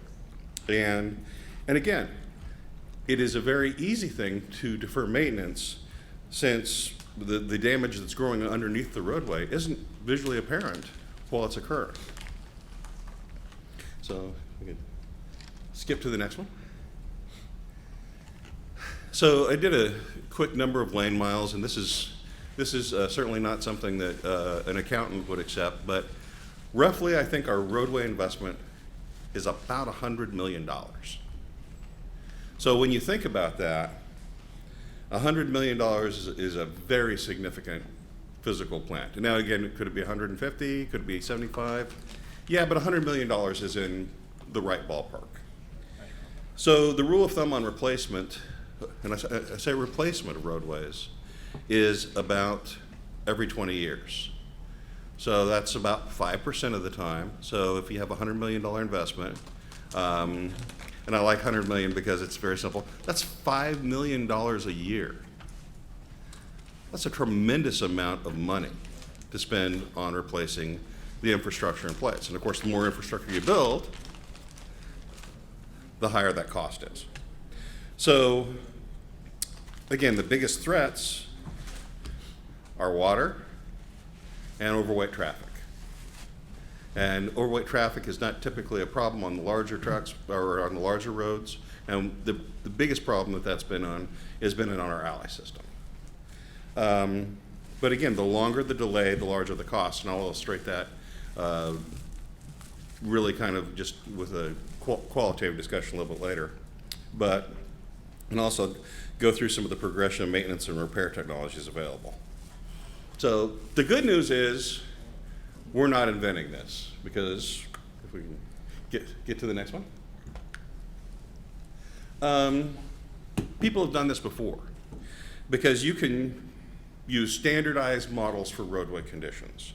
We can collect data on the road, and we can come up with really an objective system, scoring system, that can provide a metric to show the existing condition of what our roads look like today, suggest appropriate repair, maintenance, and replacement intervention, and then set targets for road conditions based on roadway designation. And it'll all make sense when it's all put together, because we're covering a lot of ground just kind of on this summary, because this is kind of the summary piece. And then we can eventually get to the point where we can provide projections on future roadway repair requirements. So, fortunately, in North Castle, New York in 2013, somebody hired a consultant to put together a study on roadway maintenance. They were facing the same issues, a decade ago. And the consultant put together this wonderful graph that you see right there. And so if you look at it, the red line is what happens if we just let the road fail, rebuild it, let the road fail, rebuild it, let the road fail, rebuild it. That's twice as expensive as maintaining it. And in fact, 59% savings by going through and looking at interventions and maintenance on the roadway systems. So eventually, this results in lower costs. But just like there's a lag in investment, there's also a lag in response. So Julius Caesar, when he decided to cross the Rhine in 55 BC, he wanted to really impress the Germans. So he built the very first bridge across the Rhine in 10 days. He also had 40,000 Roman legionnaires to do it, okay? So we don't have that ability to go through and throttle that investment, and there's probably some good reasons why that's not a great idea anyway. We want to build the programs and the systems so that eventually this sustains itself. And so anyway, this will eventually lower our costs as we begin to roll out these interventions and targeted maintenance. And at any time, if anyone has any questions, please do go ahead and throw them out. And skipping ahead, we're also fortunate that the Army Corps of Engineers developed again, it's a relatively objective metric on the condition of roadways. They did it initially for airfields that they were building, but now you can, it's really kind of been adopted all throughout the country as the Pavement Condition Index. And just like at 0 to 100, and the funny thing is it's relatively intuitive. If you think about it and you're going out and driving a road, you can look at it, and after you've given it just a little bit of thought, you could probably come up with a grade. And actually, if someone studied this, the grade that you would come up with would probably be pretty close to the grade that's showing up here, even without using a lot of expensive equipment. So it's not a very difficult thing. This is actually very simple, but it gives us a framework to discuss what the pavement can look like. So hanging back on that one, looking at the bottom, we have to rebuild things. So if we let a roadway section get into where it's 40 or below, we're talking we have to rebuild the roadway. But if we take a fair road, we can make it satisfactory, and we can take a satisfactory road and make it good. So the idea is to focus our attention in maintaining the roadways so that they're good. So, and in fact, I've got a suggested decision matrix right there. So the idea is, just as we have different conditions of roads, we have different types of roads. We have the main arteries that run through town. We've got Main Street. We've got Penn. We've got 10th Street. Those are the main arteries. Then we have our collectors, like Poplar, like Park, like Oak. The Resources is one that is something where we want to have a good road so that we can always reach that place, the fire station. We want to have good roads so we can always reach the fire station. We want to have good roads so we can always reach the water plant. I mean, things that are of significant importance. We want to have good roads so we can always reach Labette Health. Significant things, we would have those as collector streets. Now, fortunately, most of those things are in or near resource streets or on collector roads, but it's something that it's an additional category to consider. Then there are neighborhood roads, and then there are local and alley roads. So arterial roads are faster, bigger traffic. Collector roads aren't quite as fast. They don't have quite as much traffic, but they're still heavily used roads. Resource roads, again, we talked that they have some sort of strategic importance to the city. And neighborhood roads, now we're talking slow, 20, 25 miles an hour, and just the traffic to get to and from your house. And then local and alley, well, you know, some of the roads in town, I mean, if you've ever gone out walking, you can walk all day and you'll not see a car on some of these roads except for when people are driving to get home. So looking at it, this is actually something I found where someone else put it, and we're talking about looking at the potential intervention on these roads. What is it that we have to do, and how do we have to intervene to maintain those roads so that we have those roads long term? So, and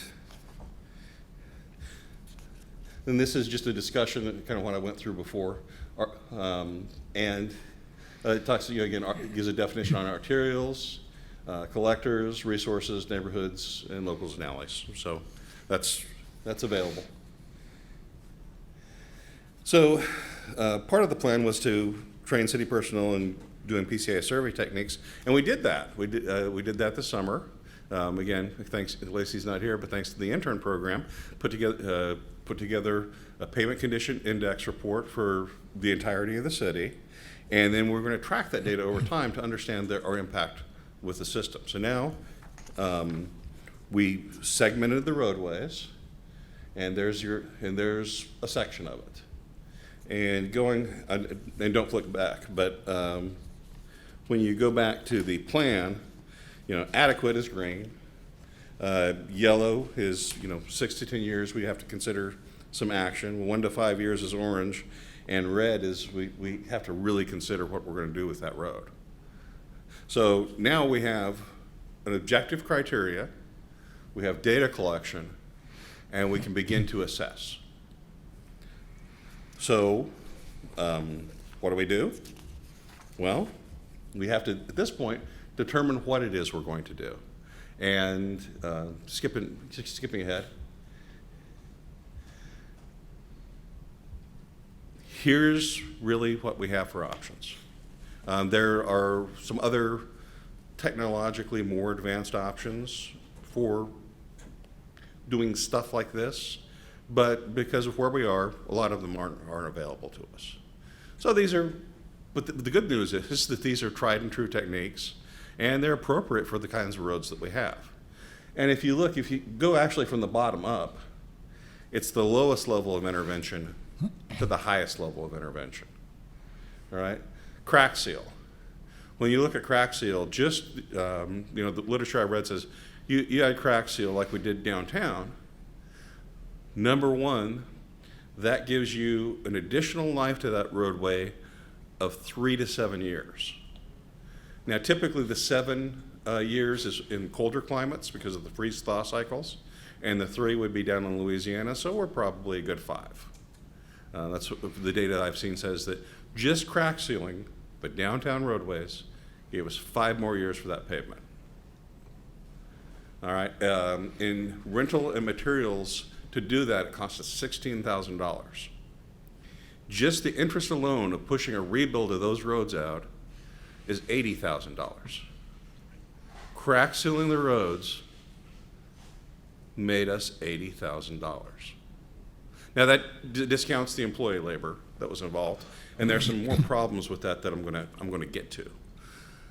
But crack sealing, keeping that foundation dry underneath those roads is incredibly important. It makes your investment last longer. The next level up is localized failure and repair. And those can greatly increase roadway life. And I'm going to spend a little bit of time on each of those, more on A and C and less on B. Well, no, I'll spend a little time on B too. So localized failure repair, let's start first, flow lines. And let's see. Can you skip ahead to the next one, and we'll skip back? So this is on West Chestnut, on Chestnut and 11th. And this actually was from Google Maps, and so that was like 2015, 2016. If you got today, it's even in much worse condition, okay? The roadway has failed. The moisture has gotten to there, and it's failed. You know, I was talking with someone, and they said, well, it's kind of random where this stuff happens. And no, it isn't. Roadway failure is not a random event. It happens for a reason. The Romans, second Roman reference, there are Roman roadways that were built during the time of Julius Caesar that are in use today. Okay? Right? Roadway failure is not random. Roadway failure occurs because moisture got in it or it was overloaded. And the overloading leads to moisture, which leads to failure. And it's not the roadway surface that fails, it's the subgrade. Water gets to the subgrade, turns it into mush, it gets pounded by traffic, and boom. So, places like this, rather than overlay the street, which is a much higher level of intervention, how about we go plus or minus 2 feet from the points of failure, cut out the roadway, and I mean cut. Some of this is brick underneath, you gotta cut that. Cut out those sections, recompact the subgrade, and come back in with a concrete apron, because this occurs where the water flows. The water is intended and designed to flow during that strip. I'm going to tell you, now that I'm saying this, you're not going to be able to unsee it. You're going to drive and you're going to see water right at an intersection, and you're going to go, that's failing. I apologize for my enthusiasm. I'm kind of nerdy and I like this stuff. We noticed. Yeah, don't apologize. So how about, rather than intervening by going through and rebuilding this road, we fix this failed section. And if we can skip back to the previous one, that's just an example of repairing flow lines. We come back in with concrete, we come back in with something, and we make a good flow line from one side to the other.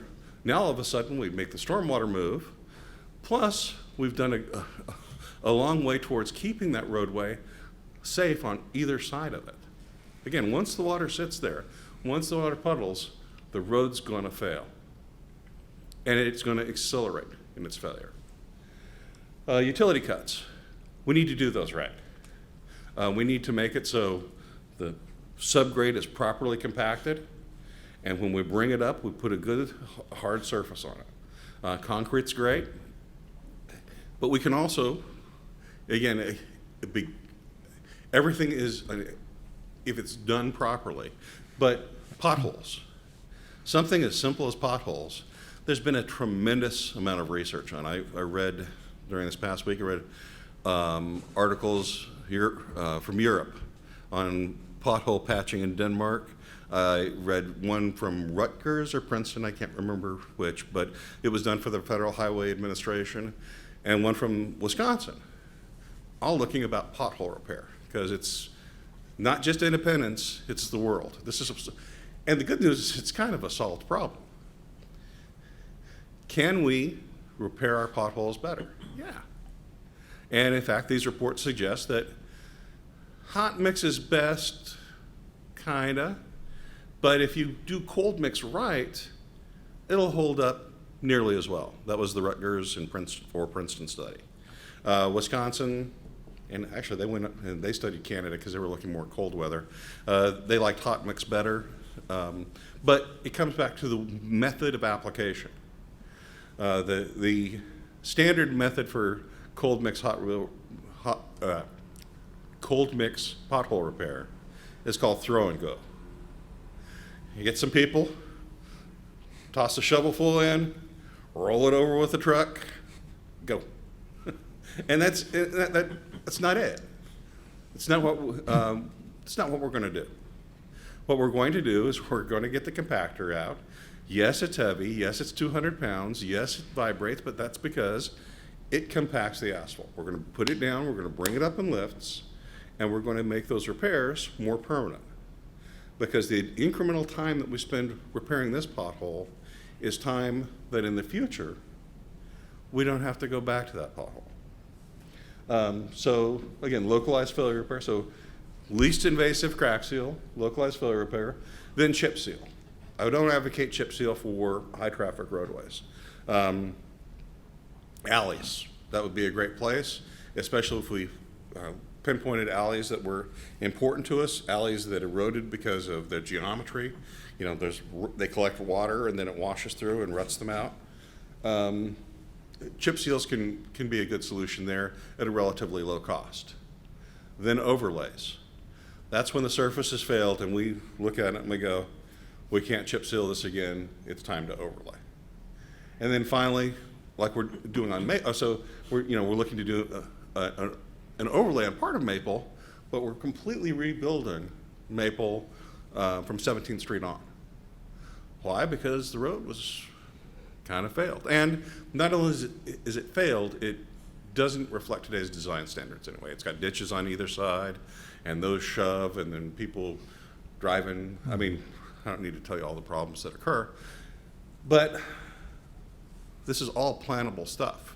And the more time we spend at the bottom of this list, the less time and money we have to spend at the top of this list. So, all right, go forward, and one more. So running the system is, how do we repair this and how do we do the chip seal? And this is something that the street department is unique because it's probably the most misnamed department that we have. They spend 90%, well, no, that's high. They spend a huge percentage of their time just collecting brush. We need to figure out how to do that better to free up some of their time. Because I'll tell you, this year, I was optimistic that there was more flexible float time available in their schedules. And so I said, we're gonna crack seal downtown. That's our biggest investment in shutting down those businesses for the 9 to 12 months it takes to rebuild. I mean, let's get that investment in place right now so the roadways don't deteriorate, and so let's crack seal. And that was 2.5 weeks. Plus we also had the folks, street department, help repair all of the leaks that we had from all the utility cuts from the leaks. So in the first 6 months that I was here, I took them out of commission for about a month. The level of brush complaints went through the roof. And you guys probably heard those. I know my boss did, right? and that's reasonable. There's an expectation that we pick up brush, but just I'm spending a lot of time on that first one because that's a lot of what they do. They do mowing, street sweeping. Come October, we lose them for 2.5 weeks just for Neowalla. Stormwater system maintenance. Striping. Now, they haven't been able to do striping this year because of the paint, but we will have some of that done. Tree removal. Traffic lights and sign maintenance. Again, the lights we fix when they break, but sign maintenance, we haven't had a lot of time for that either. And downtown clocks. I threw that on there. It hasn't taken more than, I don't know, 5 or 6 hours, but it's yet something else that's in their purview. So the street department, I think probably was originally focused on streets, but because the impacts of maintenance aren't, or not maintaining, aren't visible for 15 years down the road, well, it makes sense, okay? Everything's fine. So looking at that, we've built up a debt, and this kind of explains why we built that debt up and kind of what we're looking in order to move this system forward. So next, we have to look at it as a system. We have to schedule those repairs and maintenance. We have to look at the high-value paving. We have to put those repair programs together with water and sewer repair plans. And, frankly, I need to get the budget worked out so that we have the time, or even when we don't have the time, we can hire someone outside to do this work. Then we need to track it, maintain it, and then maintain and show that, in GIS, I want to have a layer that says, when did we crack seal? And it'll show up that in 2021, we crack seal downtown. And then every year thereafter, we kind of track and look and see what we've done and where we've done it. And then create a reevaluation cycle for the PCI survey. A couple of years from now, let's take a look and see what we've got. And track those trends over time. Again, this is a program that should ideally not be for this year or next year. This is a program that runs for after I'm retired. All right? This is something that's a long-term intervention that creates systems that create the greatest value for our roadway infrastructure.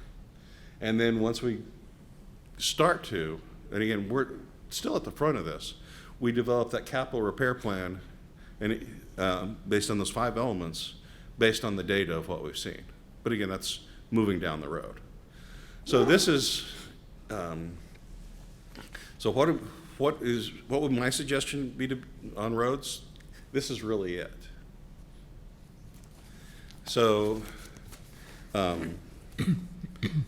moving forward, this is kind of, I guess I call this, this slide's just fine.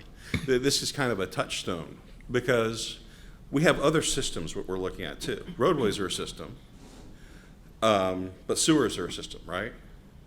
The water infrastructure is a system, and the storm sewer is a system. And so those are 3 other different systems, and they have differing characteristics. The nice thing about a road is also the bad thing about a road is you can go out and visually see what's the matter with it right here and right now. You can go to the intersection of 11th and Chestnut and go, man, why hasn't John got the concrete out? And again, trust me, you won't be able to unsee some of this stuff after today. But sewer, recently we had a failure within our sewer system. Now the sewer system is much harder to PCI because we can't see it. The only way we can see it is if we run the sewer. And I still need to see what sort of data that we have. The good news is we have data on failures and things that we replace. And the other good news is I got a manhole on one side, I got a manhole on the other. So that kind of limits how far of a section that if we've got a failure, hopefully that limits how far we have an immediate repair on. And when we come back and we bring it back up into a better state. And again, we track those repairs and we track those replacements over time. I think we have less good data about the sewer than we do about the water system. But just like on the roads, I want to focus on arterials. I want to focus on the places that we have high volume. And again, the reason is because that has the greatest magnitude impact on our people. Let's see. On water, we have relatively better mapping and data on water as far as the materials of the pipe. And just the materials kind of, give you an Indiana Jones level archaeology of, well, when was this put in? That kind of gives you a guess. We also have flow rate data from the fire hydrants, so we can look and see what system performance looks like. And I haven't done any of this yet, but we have that data, so we can start to look and start to mash that together and to look at those pictures. And again, where in the the sewer system, we had manhole to manhole. Here, at least, we have valve to valve, and so we can isolate sections of the water system as necessary in order to do eventual replacement work. Again, focusing on the arterials, plot our leaks, plot our repairs, and figure out where we have areas that are of significant failure. So we have our current area that we're looking to replace with the advanced metering technology project, and talking with Terry, that was in his mind that was the worst area in town, and he's probably 100% right. Every time I check, the gut feel of people who've been doing something for 25 years, that most of the time they know what they're doing, and so we're hitting one of the worst areas, and now we need to take stock and start to look through and sift the data on the next area. And water is different because some of the sections slowly constrict over time. You look at cast iron pipes. Cast iron pipes will gradually fail on the inside, and the diameter where water is flowing through just gets smaller. So that's something we'll see through our fire hydrant data. And then storm sewer is probably not probably. It's of the four major infrastructure, it is the lowest on the list. And the reason it is because it is typically a lower impact, and we also have the least amount of data on it. And there's a couple places where it's failed? Yes, and we'll look into those. I think that over on 10th Street there might be, there's almost certainly an area of obstruction south on 10th Street. But we'll look at those and get those on a case-by-case basis. But again, in order, those other three I think are much more important than the storm sewer at this point, which is also the street department if I didn't have it on this slide. So this kind of, the presentation is short on quantitative data. I can't tell you that in the next 10 years I want a budget of $17.3 million in order to do these 53 projects, but this gives an idea of the approach, and gives an idea of kind of the philosophical systems base that I like to apply to this, because we didn't get into the problem in 1 year, and we're certainly not getting out of the problem in 1 year, not unless there's a really big infrastructure bill that passes, right? So this is something that over time you create systems that solve the problems, and it's like every day you wake up and things are a little bit better. There's a little less entropy in the world. Okay, that bad intersection's been replaced. Okay, it's good news. So that's, and again, it just won't be fixed in 10 days. So that's what I have on that. So any thoughts, questions? Well, it's a place to start, and you have to have a starting place to track all of this, and making the repairs to where they're going to be a lasting repair is definitely high up on the list. Sorry. This, like we did downtown, looks like we will be doing a lot more of that to get longevity on that road, and moving to some of the heavily traffic roads where sections are starting to show these type of issues. If we can maintain them and get another 5 years out of them, So it looks like we'll be doing a lot of that. But when I look at all the duties that the street department has, and how many people are in the street department, is it, I was gonna say, is it, Yeah, it's 8 when they're full up, but they've only been full up for maybe 2 months this year. so realistically, how much of this are we gonna actually be able to do? Well, again, when you I look mean, at with the personnel that we have. Yeah, well, it depends, because the more I divert them from picking up brush, the more it's going to be hurt. I mean, people will call in and say, this brush pile's been sitting here for 4 weeks. Now we try and keep it up on the work orders, and now I think we're down to, most of the work orders are a week or less old. But when it starts to build up for 3 or 4 weeks, people start to lose patience fairly quickly. And that's a. I understand. There was some talk at one time about having the tree dump open at a certain time and make that information available to the public for those that don't have a problem loading up their own brush and taking it out to the tree dump. Is that something that may happen? Yeah, the first weekend of the month. It will be open. I'll need to every month at the same time that you would drop off recycling. I need to double check the times, but yes, we're opening it up, and we'll see if people will start to show up with stuff. Okay. The difficulty with just keeping it open all the time is people bring things that aren't trees and brush, which is illegal, or because our permit from the state requires that we can't have plastic bags and we can't have lumber. It can only be branches and twigs and leaves and things like that. Okay.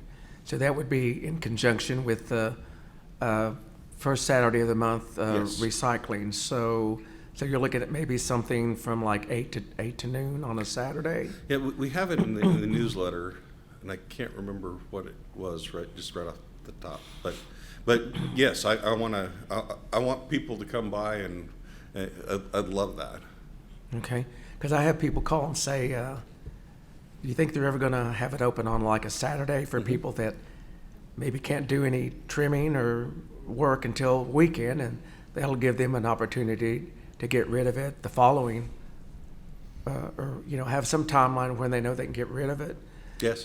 And then my other point is I sent you some data on what they call that asphalt zipper. Mm-hmm. And I don't know whether that has any promise or not, and I don't know whether there's other equipment that would be needed that would maybe not make that feasible. But I sent it because I thought it was worth looking into, at least giving a consideration, whether that was something that we could incorporate. And like I said, when I talked to the gentleman, I left that all up to if the city wanted to get a hold of you, or that you would be getting a hold of them if you needed any more information, or if you wanted to see a demonstration of that. So, because I know they're always looking at different ways of even different materials of use to repair roads now. There's various, I've seen places in England where they're using recycled plastic bottles, ground up rubber tires in a mix with asphalt. Various techniques that they're using to use to repair roads. So I know there's a lot of options out there, what works well, what doesn't work well, but it keeps evolving as far as how to repair and maintain road structures. So that would be good if the dump is open, tree dump is open on the first Saturday of recycling. That will give people an opportunity, because I'll take advantage of it rather than having the city come out and pick up my brush. I'll take it out there. And the more people who do that, the better. The funny thing is, the better our roads are going to be. Yeah, absolutely. I'm very strongly in favor of that. Right. And it is 8 to 12. October 2nd is the first time Okay. that will start to have the brush dump open. But just to emphasize, like you said, it is only the tree limbs and things, because any other items we can get fined by the state. So we need to make sure that they only bring those items that are allowed. So I understand. So with that open tied it in with recycling day, the first Saturday of the month. Will weather play a part into that? I mean, if it's, Intend to have it open, rain or shine. okay, that was what I was getting at. Yeah. Okay, so people will know that they want to take it out there in the rain, they're more than welcome to, Absolutely. or snow or whatever. Okay. All right.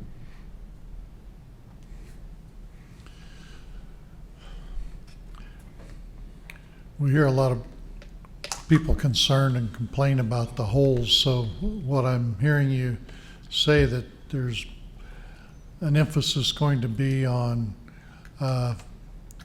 repairing utility entrances in the pavements where water lines, so maybe a switch. It all ties to money. Are we going to look at doing repairs over mill and overlay? Because it seems like we're way behind on patching some of the utility cuts, and the emphasis to, like you're saying, if you get water in to the base, then there goes your roadway, and when you don't have a push to get all the utility cuts closed, then you're kind of perpetuating the wrong direction of road deterioration. So Yes.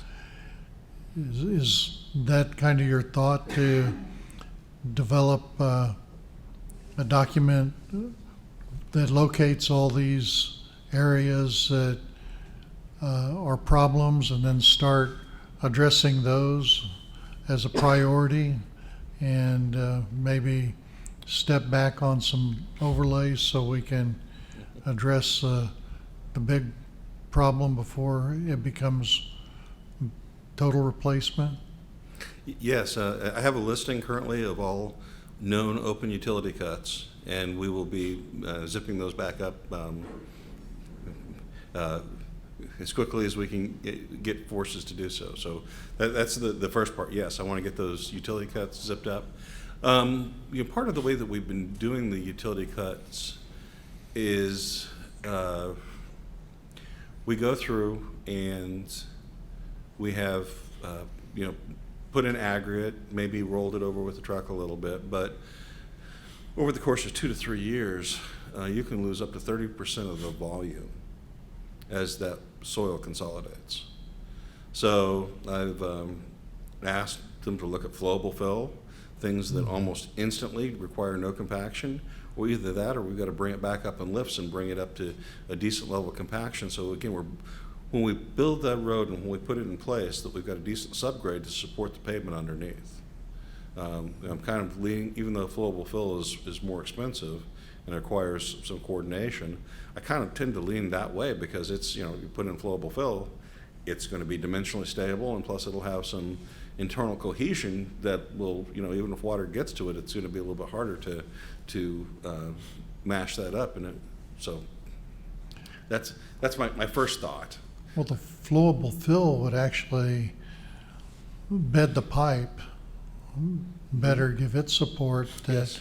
when you lay the pipe in the trench, if you don't set a special sand bedding or something to let the pipe rest on, if you try and put it in and then backfill around, you have a void. So now settlement of the line itself from earth pressure above can create another fracture in the pipe, or water isn't as critical as flow, but you get a pocket in a sanitary sewer that starts holding solids, and now you have blockage. So the flowable fill would be a better solution long-term than going with the gravel, even though the cost would be more. The cost will be a little bit more, and the scheduling, it takes a little bit longer because you have to schedule around the ready-mix plant in order to get it. But again, you drive down some of these brick streets, and the failure points you see are often at those utility cuts, and for exactly the reason that you described, is you come through, you make the utility repair, you don't properly compact when you bring it back up, and now all of a sudden you have a void space, And when the bricks start to unravel, I mean, it spreads.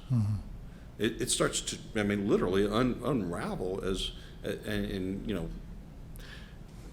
the bricks underneath Main Street and the cross streets there have provided a great surface as long as they're properly covered and they're not allowed to, you know, have the subgrade deteriorate like that. So yeah, I think about this probably more than I should. Well, it saves the city a lot of money Yes. that we address it once, and, you know, I think it builds, I think if I was on a crew and I knew that we were gonna spend a little more money, that I only have to come back once to that area, then repeated. And I know it's, a lot of times with timing and the cold patch, that if you don't have time and you just put it in and roll it and and then the next season you're back, or twice a year you're going back to the same hole, that you kind of can get frustrated by redoing and not feeling like you're accomplishing anything. And Absolutely. so it is, I like your approach. I think you're really going in a good direction for the city, and is going to give a lot of satisfaction to the citizens to see the progress over the next years. There's a street ordinance that as soon as it gets reviewed and made into its final form, is going to back this up. Because what it's going to do is it allows me to issue some specifications that are going to go on with any road cut permit to any contractor working in town. And it's going to say, it won't say this in the ordinance, but it'll say this in the specifications that the ordinance lets me write. It's going to say, you will follow these specifications. My specifications will say, when you cut underneath our roads, you're going to come back up with flowable fill, and then you're going to come back with a minimum of 8-inch concrete, and you're going to have a minimum patch size of, and it'll have specific details in there to tell them how to build those roads and make them liable for it and liable to come repair those. So it's, again, we do stuff, but so do outside contractors. So, and I've That's already good. started asking them to do it, even though. That's good. Well, thank you, John. I like the thought process. Superior information makes for a better opportunity to make superior plans, and superior plans to make for a better opportunity for us to be less penny wise and pound foolish as we have better methodologies and better information to work with, and just better plans, which will impact cost over time, ultimately driving our cost to the minimum. So that, and we all know that the city has aging systems, and all of those systems need to be maintained at a functional level, and so we want to do that in a rational manner that keeps our costs low but our functionality high. So I think your methodology that you've described here is achieving that, and thinking about it in terms of systems. Then when those systems intersect, then you got water and sewer and street all passing over the same point. That's a level of information that if you know all about those things, you can make better decisions about what actions to take. So anyway, thank you, John. I appreciate your work. Thank you. I just have one other comment. I walk a lot of for health reasons.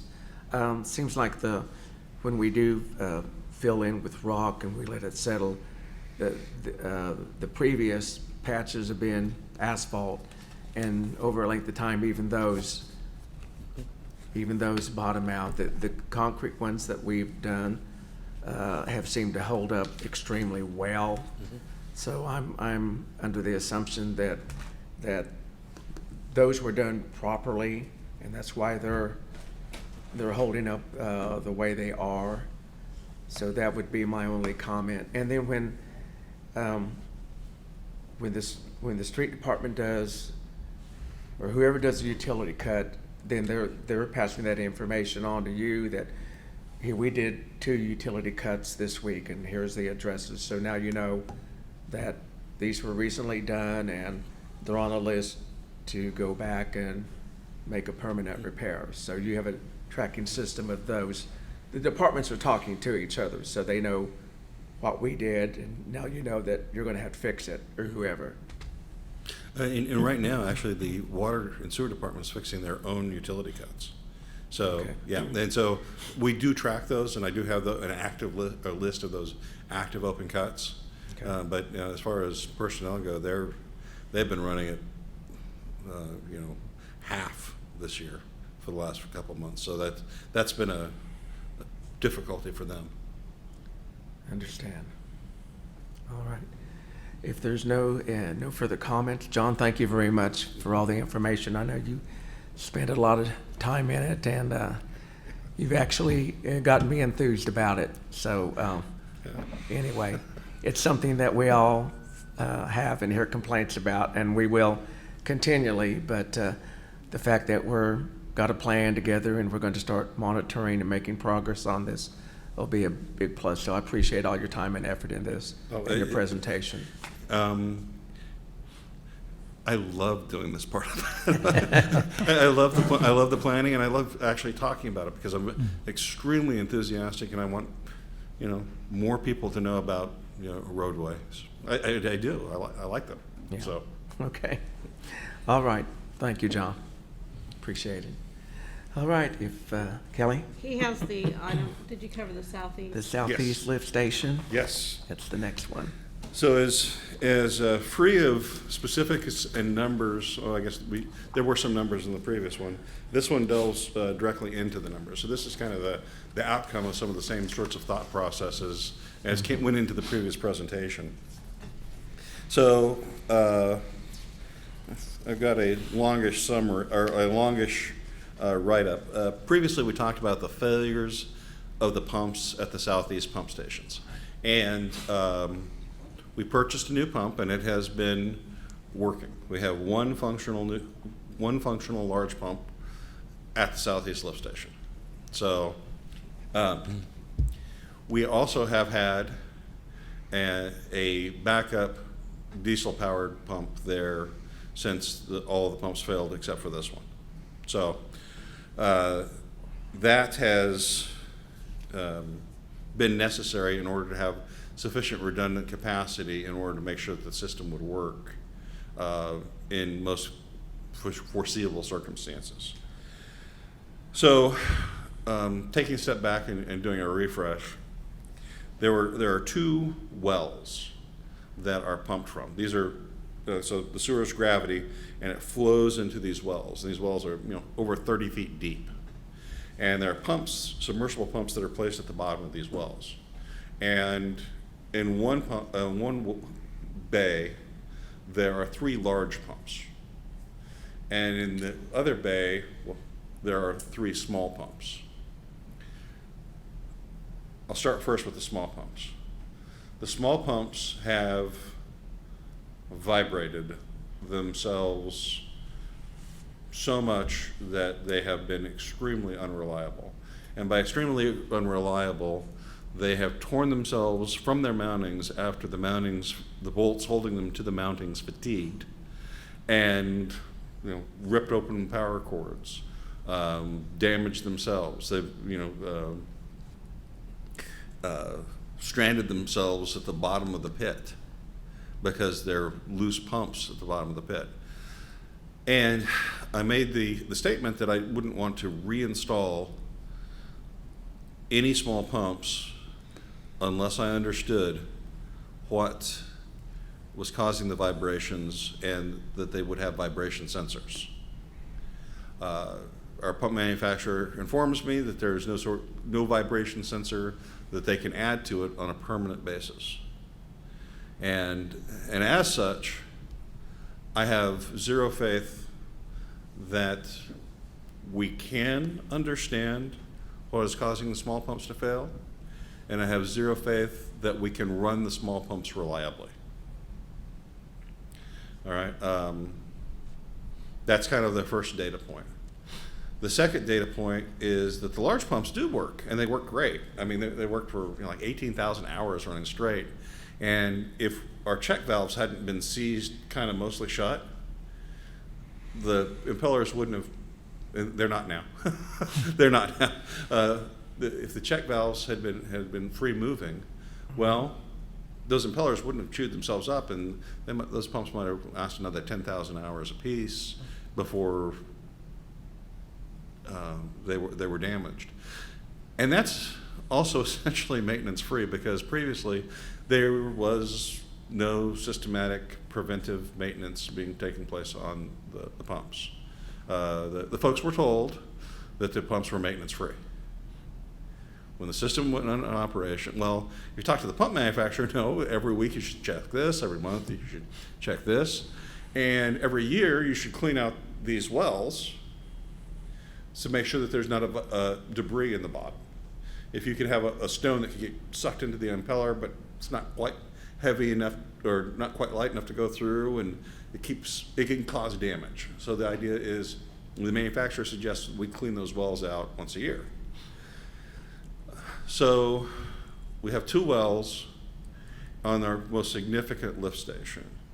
One with pumps that I do not feel are feasible to use, and one with pumps that can be repaired and I think can be extremely reliable with the large pumps. So the suggestion, I prepared 3 alternatives. The first is, well, first, all of them assume that we're going to fix all of the large, we're going to fix the large pumps and that have performed reliably and put those back into service in the west well. The east well, which had the small pumps in it, I have 3 alternatives for this. The first, and this is my suggested alternative, is to repair, for a total of 4 large pumps, one of the large pumps and put it in the east well. It won't fit right now. I have to put in some structural steel.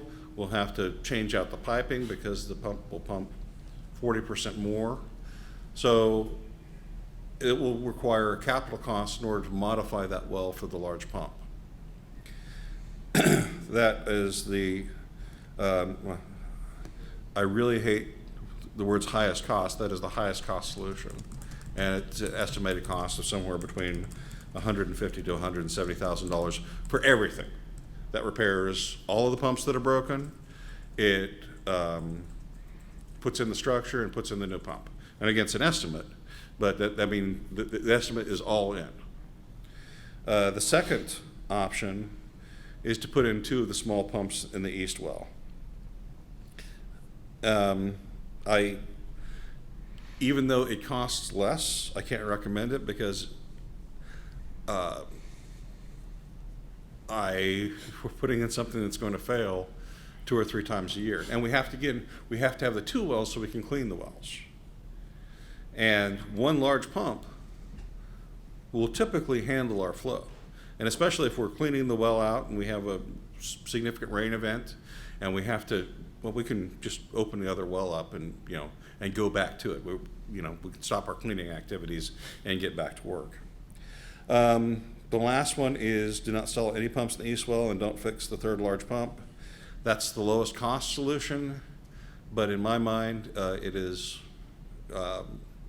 not tenable because if we have any failure in the west well, then southeast goes down. Southeast goes down, all of a sudden, 2/3 of the sanitary sewer effluent is stuck on the southeast part of town.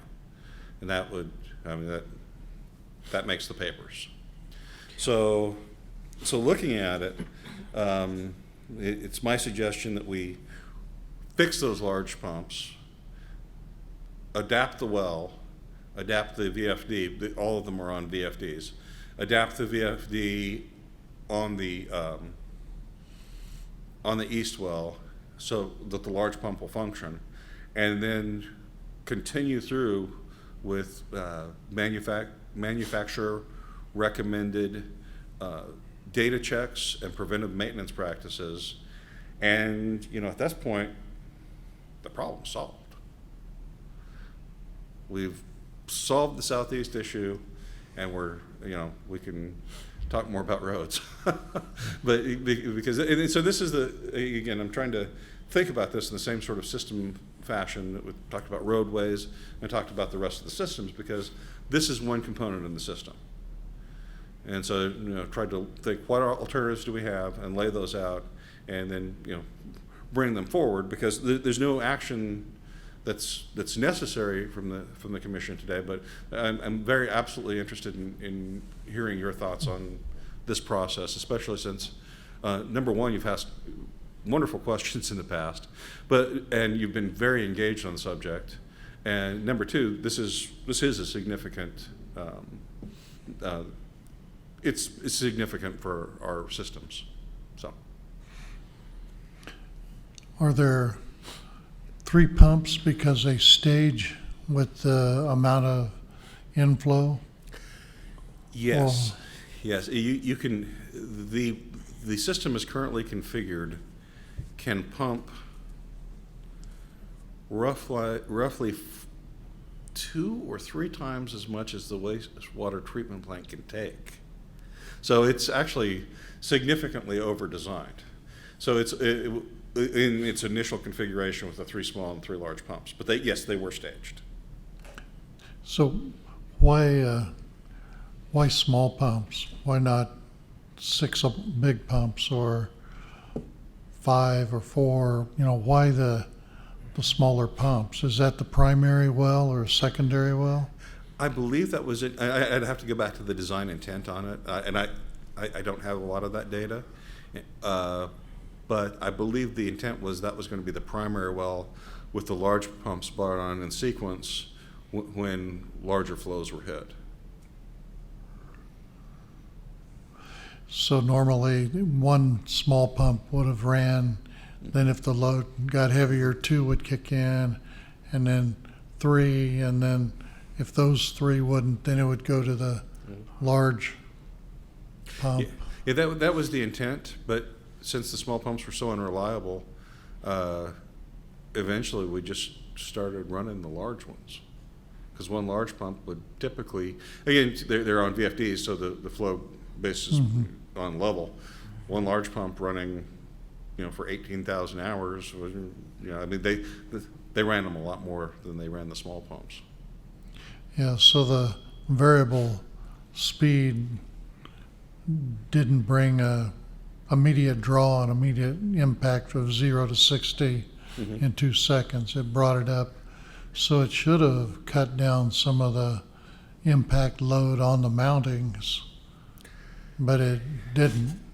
On the small pumps, this is my theory, and I believe that the small pumps failed because they reached a resonant frequency. And because even in the few times I was in there when there was even a small pump that could be functional, there was significantly more vibration that could be felt within the structure than when a large pump was running. And they're 2/3 of the horsepower. So I tend to think that there was a resonant frequency and that the software would track that. And because when you looked at the failure of the mounting bolts, when something shears, when a bolt shears, typically it's a flat metal surface. But when you see a fatigue failure, typically it's also a flat planar surface, but it's not, well, it's a flat surface, but it's granular. You can actually kind of see grains in it. And when I looked at the bolts that had been retrieved, they had that granular structure that you see with metal fatigue. For instance, if you worry a paper clip and fatigue the paper clip, and you look at the end of that, you can see that again it didn't shear off flat and smooth. It's got little bumps in it where the grains physically let go from each other, and that was the sort of failure that I was seeing from the bolts that were holding the small pumps in place. Did the the design engineer, had he ever seen this happen before on any pumps that they had put in other lift stations, or? You know, it's a kind of and that's why it makes me think it's a resonant frequency that's tied in with the piping and the structure itself, because, you know, these are not an unusual pump. Now, they did change the pump design, the restraining design, because of us, because the collars failed as well. And so they added some more material in with the collar, but again, the bolts kept failing. First, the bolts would rattle themselves out, so then we put Loctite to keep them in place, and that's when the bolts started failing in what looks to me like a high load, low cycle fatigue. Were they a high-grade steel bolt, or were they just a standard bolt? These were steel bolts. I don't know if they were like a B16.5 or I didn't check the grade.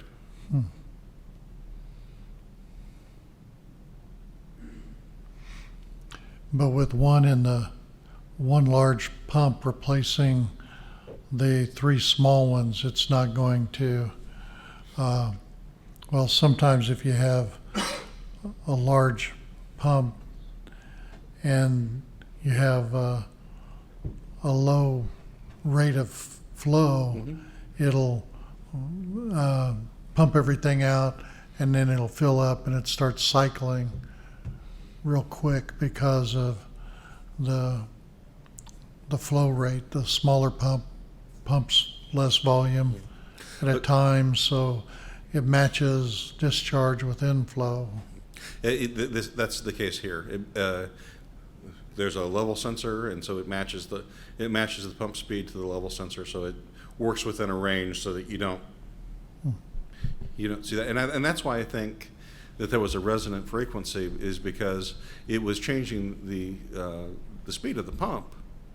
You know, it was doing it automatically within a range, and I just think that someplace in that range there was a sweet spot where the pump operated at, which was a resonant frequency with the pump pipe system, and caused that shaking to take place. That's the only theory that I've got. I remember the movie of the bridge across the gorge with the Tacoma Narrows. The constant wind. So that's what you're thinking? Yes. Similar. So it'll function, you're confident, if replacing the 3 with one large pump.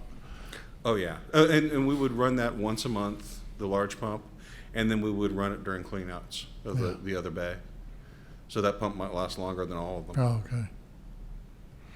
Interesting. You have put a lot of thought into it. Yeah.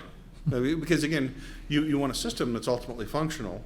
It's that the people who operate it have faith in it, and that is got sufficient redundancy so that we know it'll work. Would we be keeping the large pump as a backup? Yes.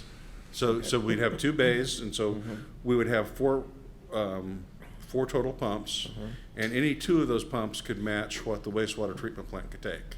Okay. So we would have, typically, in industry, you would have 3 pumps. This would be 3 50% pumps. We'll have 4 50% pumps, so we'll be in a really good shape as far as redundancy goes. Okay.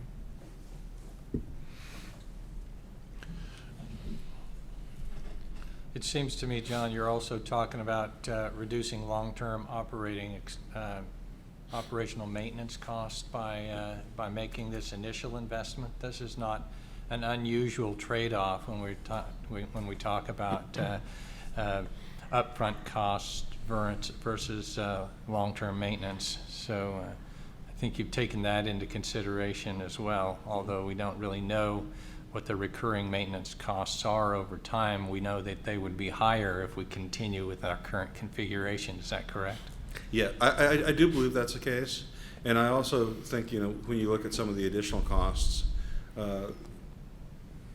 personnel become demoralized when they're surrounded by stuff that just doesn't work. And that's, in a job like this, I don't know if you met Aaron Stringer, but he is really he's passionate about making those stations work. And, you know, I think it kills him a little every time when it doesn't work. The problem in this case has been extremely difficult to diagnose. And it seems like right in front of us, though, we have a solution, and that is that the large pumps are not failing. Yeah, that's exactly correct. Very good. Thank you. So do you have the data for in the heavy rain season because of I&I that goes into the southeast lift station, that there'd be enough pump capacity to handle the heaviest rain we had in the past? Yes. That would be the most critical, to look that in changing the pump configuration, we could still handle the biggest inflow that the station handled. So Yes, we can handle more than the wastewater treatment plant can take. So yes, we can do it. yeah, I think Dean is right. Looking at the more expensive cost now is the long run, the cheapest investment. You look at the repair costs of the pumps, and why keep installing something that you know is going to fail?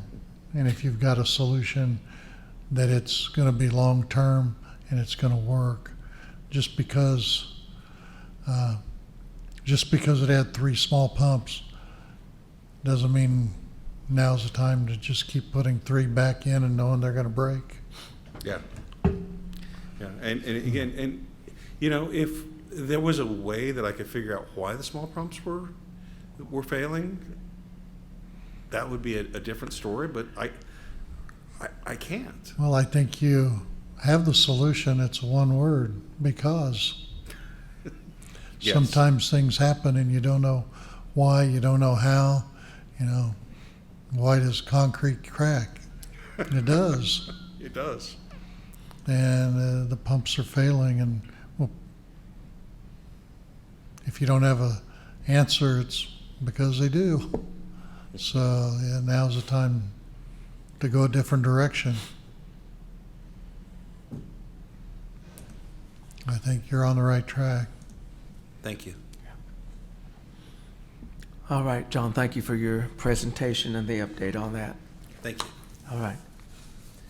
And I think that concludes our business for today. So I make a motion that we adjourn. Do I have a second? Second. All in favor signify by saying aye. Aye. Aye. Aye, motion carried. Thank you.